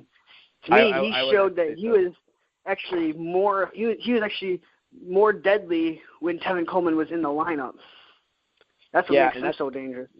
And that's what was saying something is that teams had to game plan around both running backs. So it would just, in some weird way, it would open up the space for Devontae Freeman. And he's shown that he's the focal point. I mean, if it's going to be like a combination of the two, he's going to be thunder and, Tevin Coleman's going to be lightning. Like the offense is going to go through Devontae Freeman and Julio Jones. Let's just put it this way: in a redraft, I'm not taking Tevin Coleman. I'm just not doing it. I might consider Devontae Freeman if I'm at like the turn, but I'm not taking Tevin Coleman. Coleman's going to be the more inconsistent guy, So I'm taking the surefire thing. Yeah, because you're thinking like last year, there was something to be had because it was like, Devontae Freeman, he was the guy that, I was even like, I don't know if he can do it. He's a red flag guy to me. I'm going to take Tevin Coleman late, and then hopefully he can supplant him, as the top running back.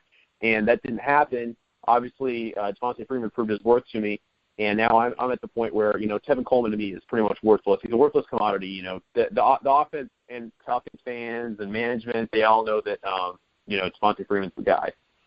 I mean, the argument people are going to say that's going to go for Tevin Coleman is, well, the running back injury, or the running back is a position that gets hurt so much that Tevin Coleman could blah, blah, blah, blah, blah. But Tevin Coleman is going in the middle of the 4th round, and I'm not paying that for a backup running back. No, and you shouldn't. That's just, there's no way that any smart team would pay that price for him.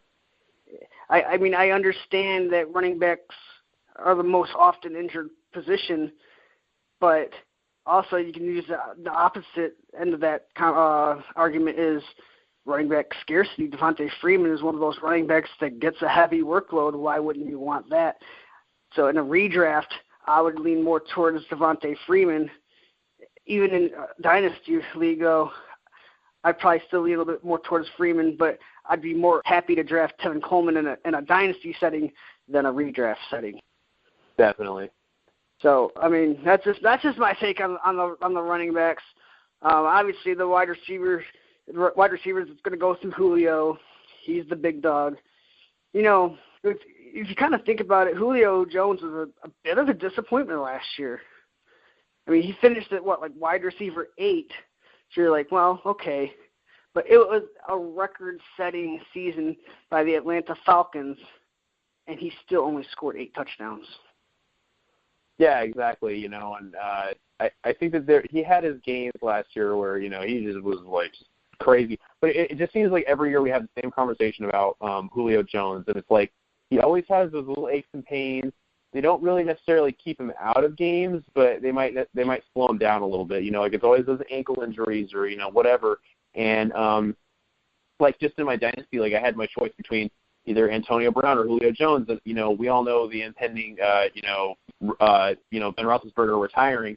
I always feel like I would rather have Antonio Brown than Julio Jones just because from a health standpoint, I think that Antonio Brown's kind of he doesn't really have a whole lot of injury problems.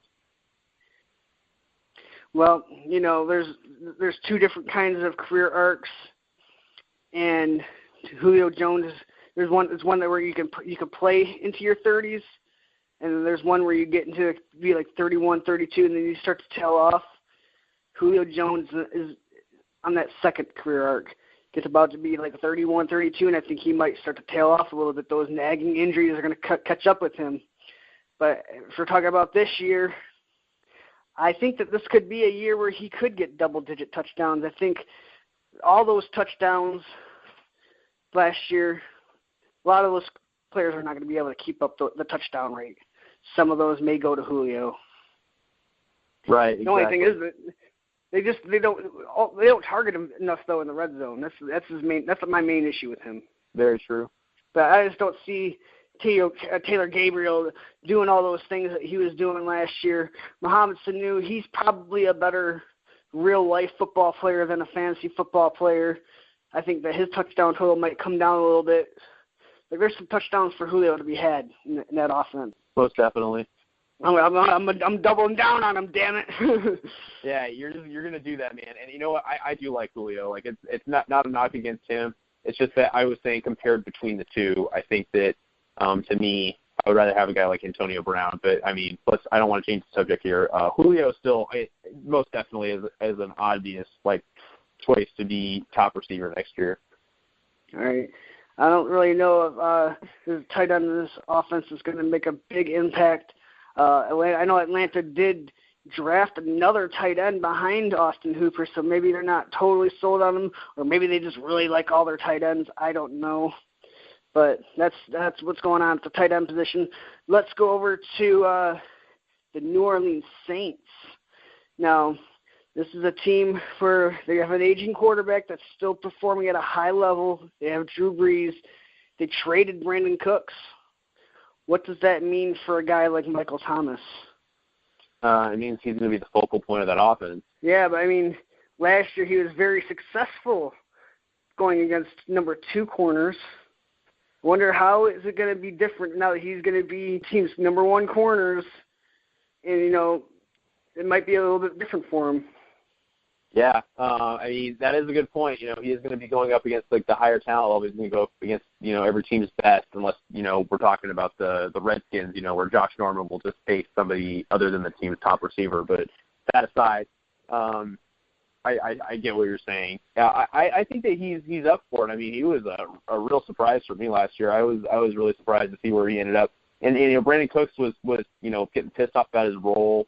Everything. He's a guy that, by the by, I'm really not looking forward to in fantasy drafts. And when we get to the Patriots, I'll tell you why. But, I don't know. I'm not too worried about Michael Thomas. Well, they have a lot of targets to make up over there. I think the real sleeper winner is low-key Willie Snead. I think that he's going to get a bigger role in that offense. Last year in that offense, Willie Snead had the most fantasy points for a wide receiver 3 on the Saints offense since Drew Brees got there. So It might be there might either be a bit of an anomaly, or maybe Willie Snead's just legit. I do like where he's going though. He's getting nice late round value. Hey, it might just be, man. My real question though is who's going to get all these targets that Brandon Cooks leaves behind? Yeah, I mean, it's really tough to say. I mean, you can't say Colby Fleener. That's just not an answer. But you could say I think it's got to be like Michael Thomas, and probably you're right. I think you hit the nail right on the head with Willie Snead. I think that he's going to be a beneficiary. Who knows about Mark Ingram anymore? Well, they signed Ted Ginn too to be. I think he could be like the Meacham of that offense or whatnot, or the DeVray Henderson of that offense, the speedster. Very true. Very true. If they're trying to use him like they're going to use Brandon Cooks, they're going to be disappointed. But if they use him I think they're going to try to use him as an outside receiver. So we'll see how that works out for them. Yeah, I mean, it does kind of fill the role, speedster. It's just he doesn't really have as sure of hands as, Brandon Cooks did. So I guess we'll see. All right, let's go over to the Tampa Bay Buccaneers. Jameis Winston, he had a bit of an up and down year last year. He led the league in deep passes last year, though, and he gets Deshaun Jackson. I like that. I like that matchup for him. I think Deshaun Jackson is a perfect complement for Mike Evans. They add a lot of pieces to that offense, a lot of firepower on that team. Yeah, I'm really liking what I'm seeing from Tampa Bay. I mean, they're basically, telling Jameis like let's see it. You've made strides in your first 2 years, and now this is the one where you can make that huge leap and actually show everybody that you are a bona fide star. I mean, I kind of like what they did in the draft too. I mean, they added O.J. Howard as their tight end. What kind of role do you see Chris Godwin having in that offense? That he's going to be like the third option on that team, but maybe he could step up and be that number 2 once once Deshaun Jackson leaves. That could be a possibility. Maybe not this year, but I mean, I don't know. I'm really excited about this young team. I am too, man. And everybody, you make your jokes about crab leg, Jameis or whatever, but I've always liked him since he went in the league. I don't know why. I know he's a little bit of a cocky guy, but I've always liked Jameis. And he's shown great things in his first 2 years, and now he has a true 3-wide set that people should really fear. I mean, I know Godwin's only a rookie, but he's really got playmaking ability. And then you have Deshaun Jackson, who's really a home run hitter. I know I always call him that, but yeah, he's really there for that deep pass and that touchdown. He's not really a possession guy. And then you have a guy like Mike Evans, who's just he really belongs in the conversation of, best receiver in the league. I mean, I think he belongs in that category of Julio Jones, Antonio Brown, and OBJ. I think he's definitely up there with the big 3. Exactly. So I think that it's the big 4 now, really, I do. One interesting thing about Mike Evans is in the last 10 years, there have been 203 1,000-yard receivers. And last year, Mike Evans ranks last in yards after the catch per reception at 2.5. That's worse than DeAndre Hopkins in 2015. Wow. I mean, what that was telling me is there was a lot of I'm going to throw it up there, you go get it, and then he makes the jump catch, and then he's tackled right away. He wasn't given the opportunities to really run after the catch in that offense. They're using him as a deep threat that I don't think that they're going to be doing that as much with Deshaun Jackson now in the picture. They don't have to tell him to run 40 yards out and then we'll throw it up to you. I don't think you're going to see a whole lot of that anymore.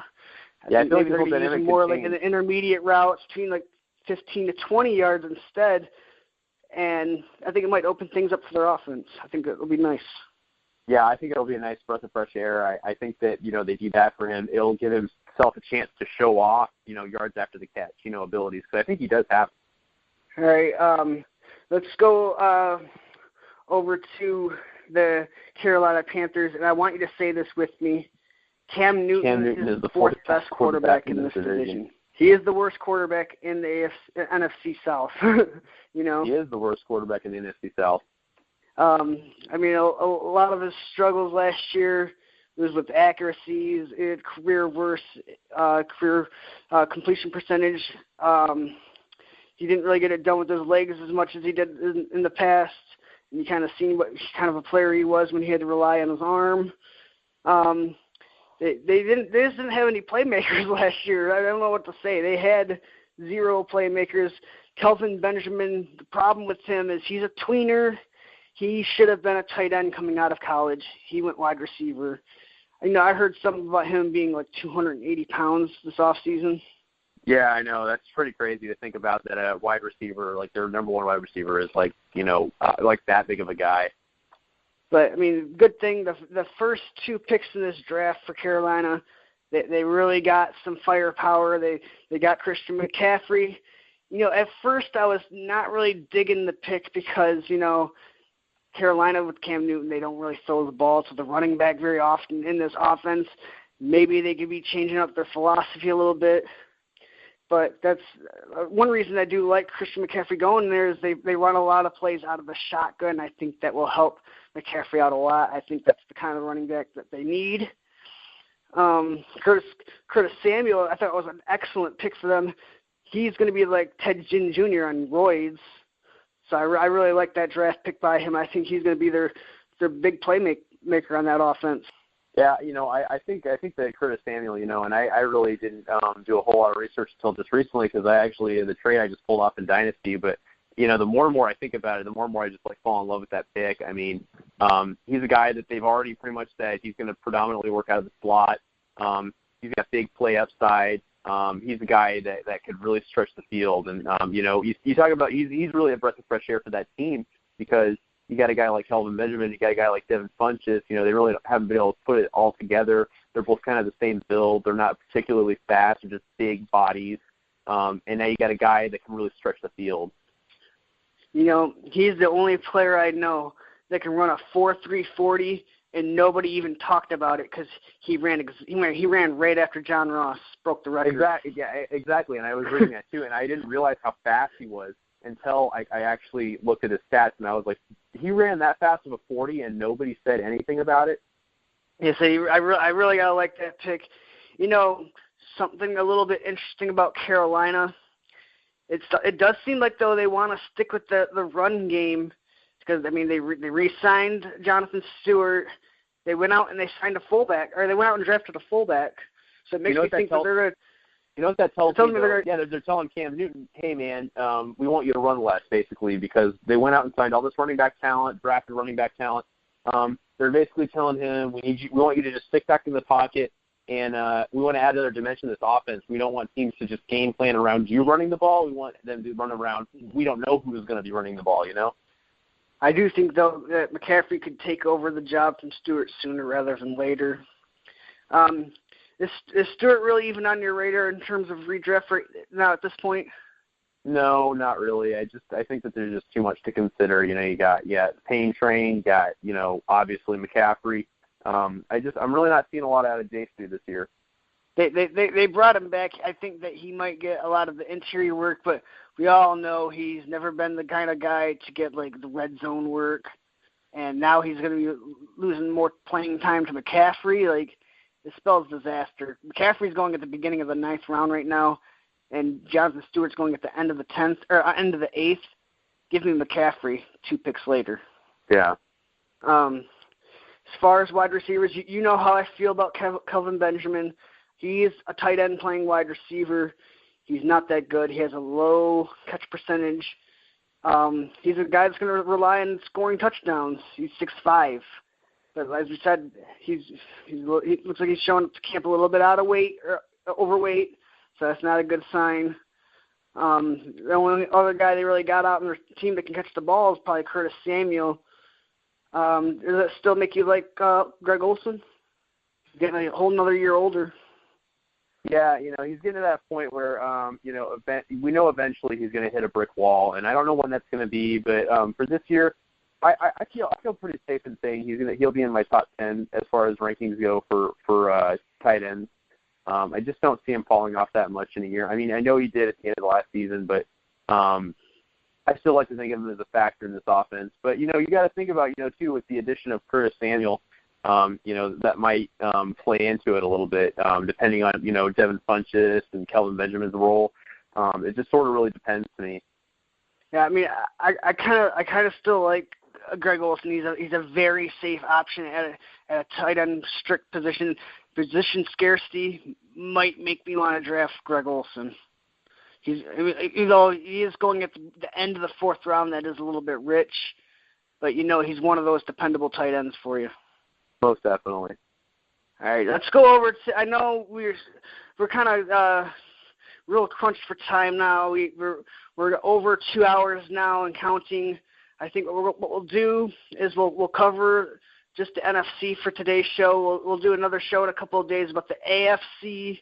Does that sound good? Yeah, that sounds fair to me. Yeah, we went a little bit long on some of our guys. I'm sorry, but it's just somehow that's just how we get sometimes. All right, well, we'll go over to the NFC West. Obviously, the Seattle Seahawks, they are the division winners. We'll start with them first. Russell Wilson was a stinker last year, wasn't he? Yeah, really, truly. I mean, he wasn't fully healthy.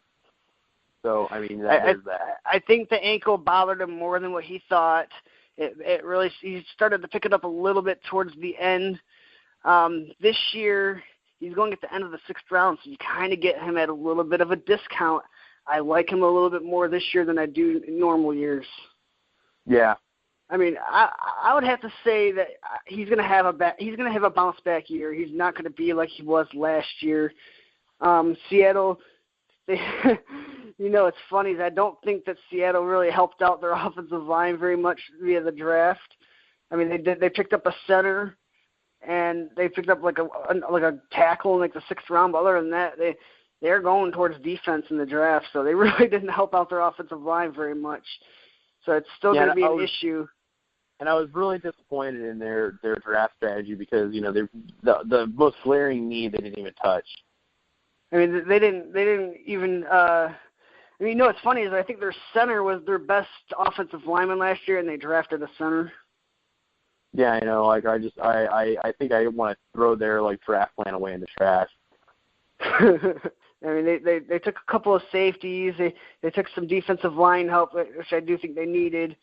And I don't know. I felt like they should have went a little bit heavier towards the offensive line towards the beginning of the draft. I know it was not really a good draft for offensive linemen, so maybe they were not trying to push the issue. Yeah, exactly. I guess they're just depending on Russell Wilson being healthy and having to run. And so I actually read an article the other day, and it was like, yeah, Russell Wilson better be fully healthy because he's going to have to run this year, and that's very true. And we made a deal with Pirate Life Football. I'm stating it again so it's out there. We made a deal with Pirate Life Football about who would do better this year between Eddie Lacy and Thomas Rolls. I'm sorry if you don't agree with this, but I put our flag down on Eddie Lacy.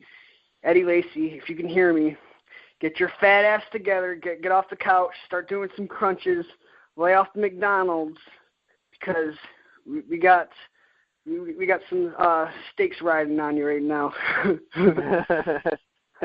Come on, Lacy. No, but I know I spoke for you, but which running back do you like more in this backfield? That's so hard to say to me. I think it's going to be Eddie Lacy too. I do know that you did speak for me, but I think if you put a gun to my head, I mean, Thomas Rawls wasn't all that impressive, injury prone, so I would still say Eddie Lacy, but just barely.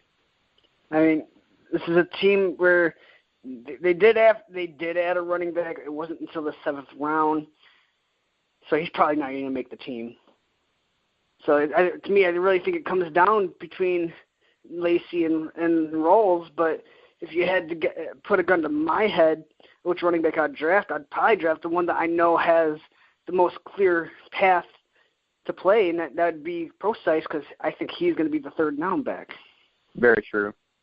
I feel like he has the most safest role on that. Yeah, I guess I can see where you're coming from.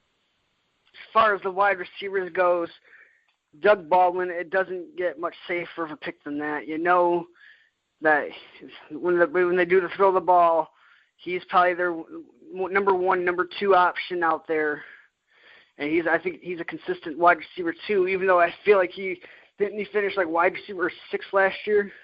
Yeah, I think so. I think out of the whole field, I think if you were drafting him with the purpose of being a wide receiver too, I think that would be a pretty good pick. He's not really a sexy pick per se, but he'll get the job done. He has the last 2 seasons, so I have no doubt that he'll be the number 1 guy you can plug into your flex, and he'll probably get it done. Exactly.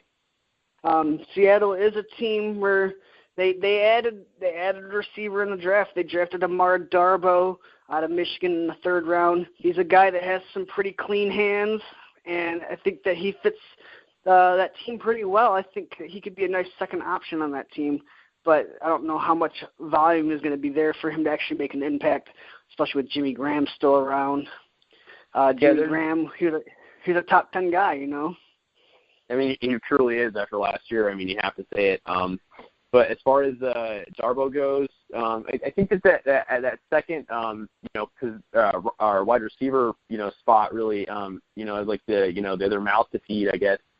I guess he would have to be in the conversation because, with the injury to Tyler Lockett and everything else that's happened, it's just that it's kind of up for grabs. So I could definitely see him stepping up. Now, where would you feel comfortable with taking a guy like Jimmy Graham? I mean, no sooner than probably about the 5th round, I think, is where I would say fairly he should go. If he's going any higher than that, I really wouldn't want him. I think I'm pushing the tunnel on him right around the 6th round. Yeah. I think that's probably where I'd feel comfortable taking him. I'm really not a big guy on taking tight ends early, but they do have the scarcity there, and he is a good one. He actually, right now, his ADP is at the back of the 5th, so that's not terrible. That's not too bad. Is there anyone else you want to mention on Seattle, like any other, like Alex Collins maybe? No? No. All right. Let's go over to the Arizona Cardinals. Man, how have things changed in just one season? Last year at this point, we were talking about this team having one of the most deadly passing attacks in the league with all these receivers. Now it's one of their biggest question marks entering the season. How do you feel about this offense? Yeah, I mean, it's just been such a whirlwind year. Larry Fitzgerald's returning, which is obviously good news. I mean, he's most likely. I mean, he's the only sure hands you really have on the team. I mean, you got Jaron Brown, but really a lot of question marks. So, I mean, they did go out in the 1st round and defensive help, and I don't know. You can't make heads or tails of it. We were talking, 1 year ago, how this team was oh wow, they're going to be Super Bowl contenders for sure next year, and last year just such a disappointment. They were a team that we thought maybe they could use a wide receiver. They first 2 picks in the draft, they went defense, which that's not bad, but they got a guy in the 3rd round, Chad Williams. He's a wide receiver that I think could make some noise in training camp. So it's a guy I want you guys to keep an eye on because he's a competitor. Yeah, definitely an intriguing guy. Especially since everyone else behind Larry is not overwhelming either. So he's definitely a guy that can rise throughout that depth chart. Definitely so. Yeah, I mean they got some use in there. I also think that either John Brown will have probably a better season than he did last year, and Jaron Brown showed me a lot. So I think that somebody's going to have to step up. I mean, J.J. Nelson, he seemed like he was more of a gadget type of guy where they kind of find ways to get him the ball. He'll be good for a couple of long touchdowns, but not a guy you can really rely on from week to week. I think John Brown is the guy they're hoping can reform where he was at, but who knows where he's at with his sickle cell trait. So who knows what they got in him. I mean, that number 2 option on that team is a big question mark right now. It really is, yeah. It's totally up for grabs. Obviously, we know their offense is most likely going to be running through David Johnson. He's good to go, and he's injury-free. He's ready to rock and roll. I'm guessing he's probably your number 1 overall. Yeah, David Johnson, yeah, absolutely. I think that there's no question for me. I think that he should go number 1 overall in all redraft leagues. I mean, there's not really much of an argument not to take him number 1. He's going to be obviously the guy they're going to be going to early and often. He's probably good for a good 25 touches last year. I think the only guy that had more touches per game than him was Le'Veon Bell. So, I mean, they're right there. They're both neck and neck. Yeah, exactly. It's like the running backs and the wide receivers. They both have the holy trinity, basically. Jermaine Gresham was kind of a guy they're trying to mold as their starting tight end. He started to come on a little bit towards the end. I don't really see him being a trend that's going to carry over to the next season, though. So not really something you have to worry about for redraft. Let's go over to the Los Angeles Rams, the team that's a mess. This team had one of the worst offensive lines last year, and they didn't draft a single offensive lineman in the draft. Oh, I know. How I just don't understand it. Why don't they try to fix things and make it easier for Gurley? Yeah, I mean, you would think that would be their number one thing. So they drafted Gurley with, a high-ass pick, and, he basically was like, even when they went up and got Jared Goff, Gurley was going to be the focal point of this offense. You'd think you'd want to protect your best asset. But instead they went and they drafted a tight end in the first round, and then they drafted Cooper Kupp in the second round, who I absolutely hate. I don't know why everybody's so high on him. And I just don't get why this team can't make good decisions. They tried to give their wide receiver. They tried to give Goff some options here, but they drafted a project tight end in Gerald Everett in the second round. They drafted Cooper Kupp, who his best comparable is another white receiver, Amendola. And they got Jess Reynolds, who I think is probably the best wide receiver that they drafted, but that's not saying much. They drafted a fullback. I mean, if I could say anything about Cooper Kupp, I would say, he's a good route runner, but he's got really average speed, So I just really don't like the pick. You already have like a gadget player in Tavon Austin. This guy kind of seems like he can't be like the end-all be-all receiver that your team needs. I just really don't. I'm confused by a lot of these picks. The Rams have proven throughout history that they are awful at picking wide receivers. They did. I mean, who's to say this is the same franchise that drafted Isaac Bruce and Torrey Holt? Why can't you guys draft players like that? Yeah, exactly. Why can't you just draft Hall of Famers? Yeah, exactly. God, it seems like it's a big request, but man, they are so horrible at it nowadays. It's really puzzling about them taking a tight end second round is they just drafted a tight end last year. Oh, I know. Yeah, exactly. And now, so it's just confusing to me. Like, what, you're just kind of scrapping that project, moving on to the next thing. I guess they're trying to surround Jared Goff with weapons, but they just. There was already. I feel bad for LA. LA gets two shit-ass franchises. I'm actually more excited about the Chargers this year than I am the Rams. I think the Chargers are actually going to be the better team. I still feel like the Chargers. I feel like the Chargers are still a poorly ran organization. Oh, I think they're definitely poorly ran, but I think as far as like they're going to have some success on the field this year, I think. I'm sorry, I forgot who we were covering again. Oh, the Rams. The Rams, yeah. Yeah, so they didn't draft any offensive linemen. And, so really you can't expect things to really change much for Todd Gurley, right? I mean, you certainly can't. So I would think it's the same dynamic as last year. I think that teams are just going to stack the box against them, and they're going to dare Jared Goff to throw. Would you take Todd Gurley in the middle of the second round? Absolutely not. He's going. I can't trust it. Here's some receivers he's going around. He's going around. If you're picking Todd Gurley, you're probably passing up guys like T.Y. Hilton, Amari Cooper, and DeAndre Hopkins and Brandon Cooks. Like, I'd rather have all those guys over Gurley.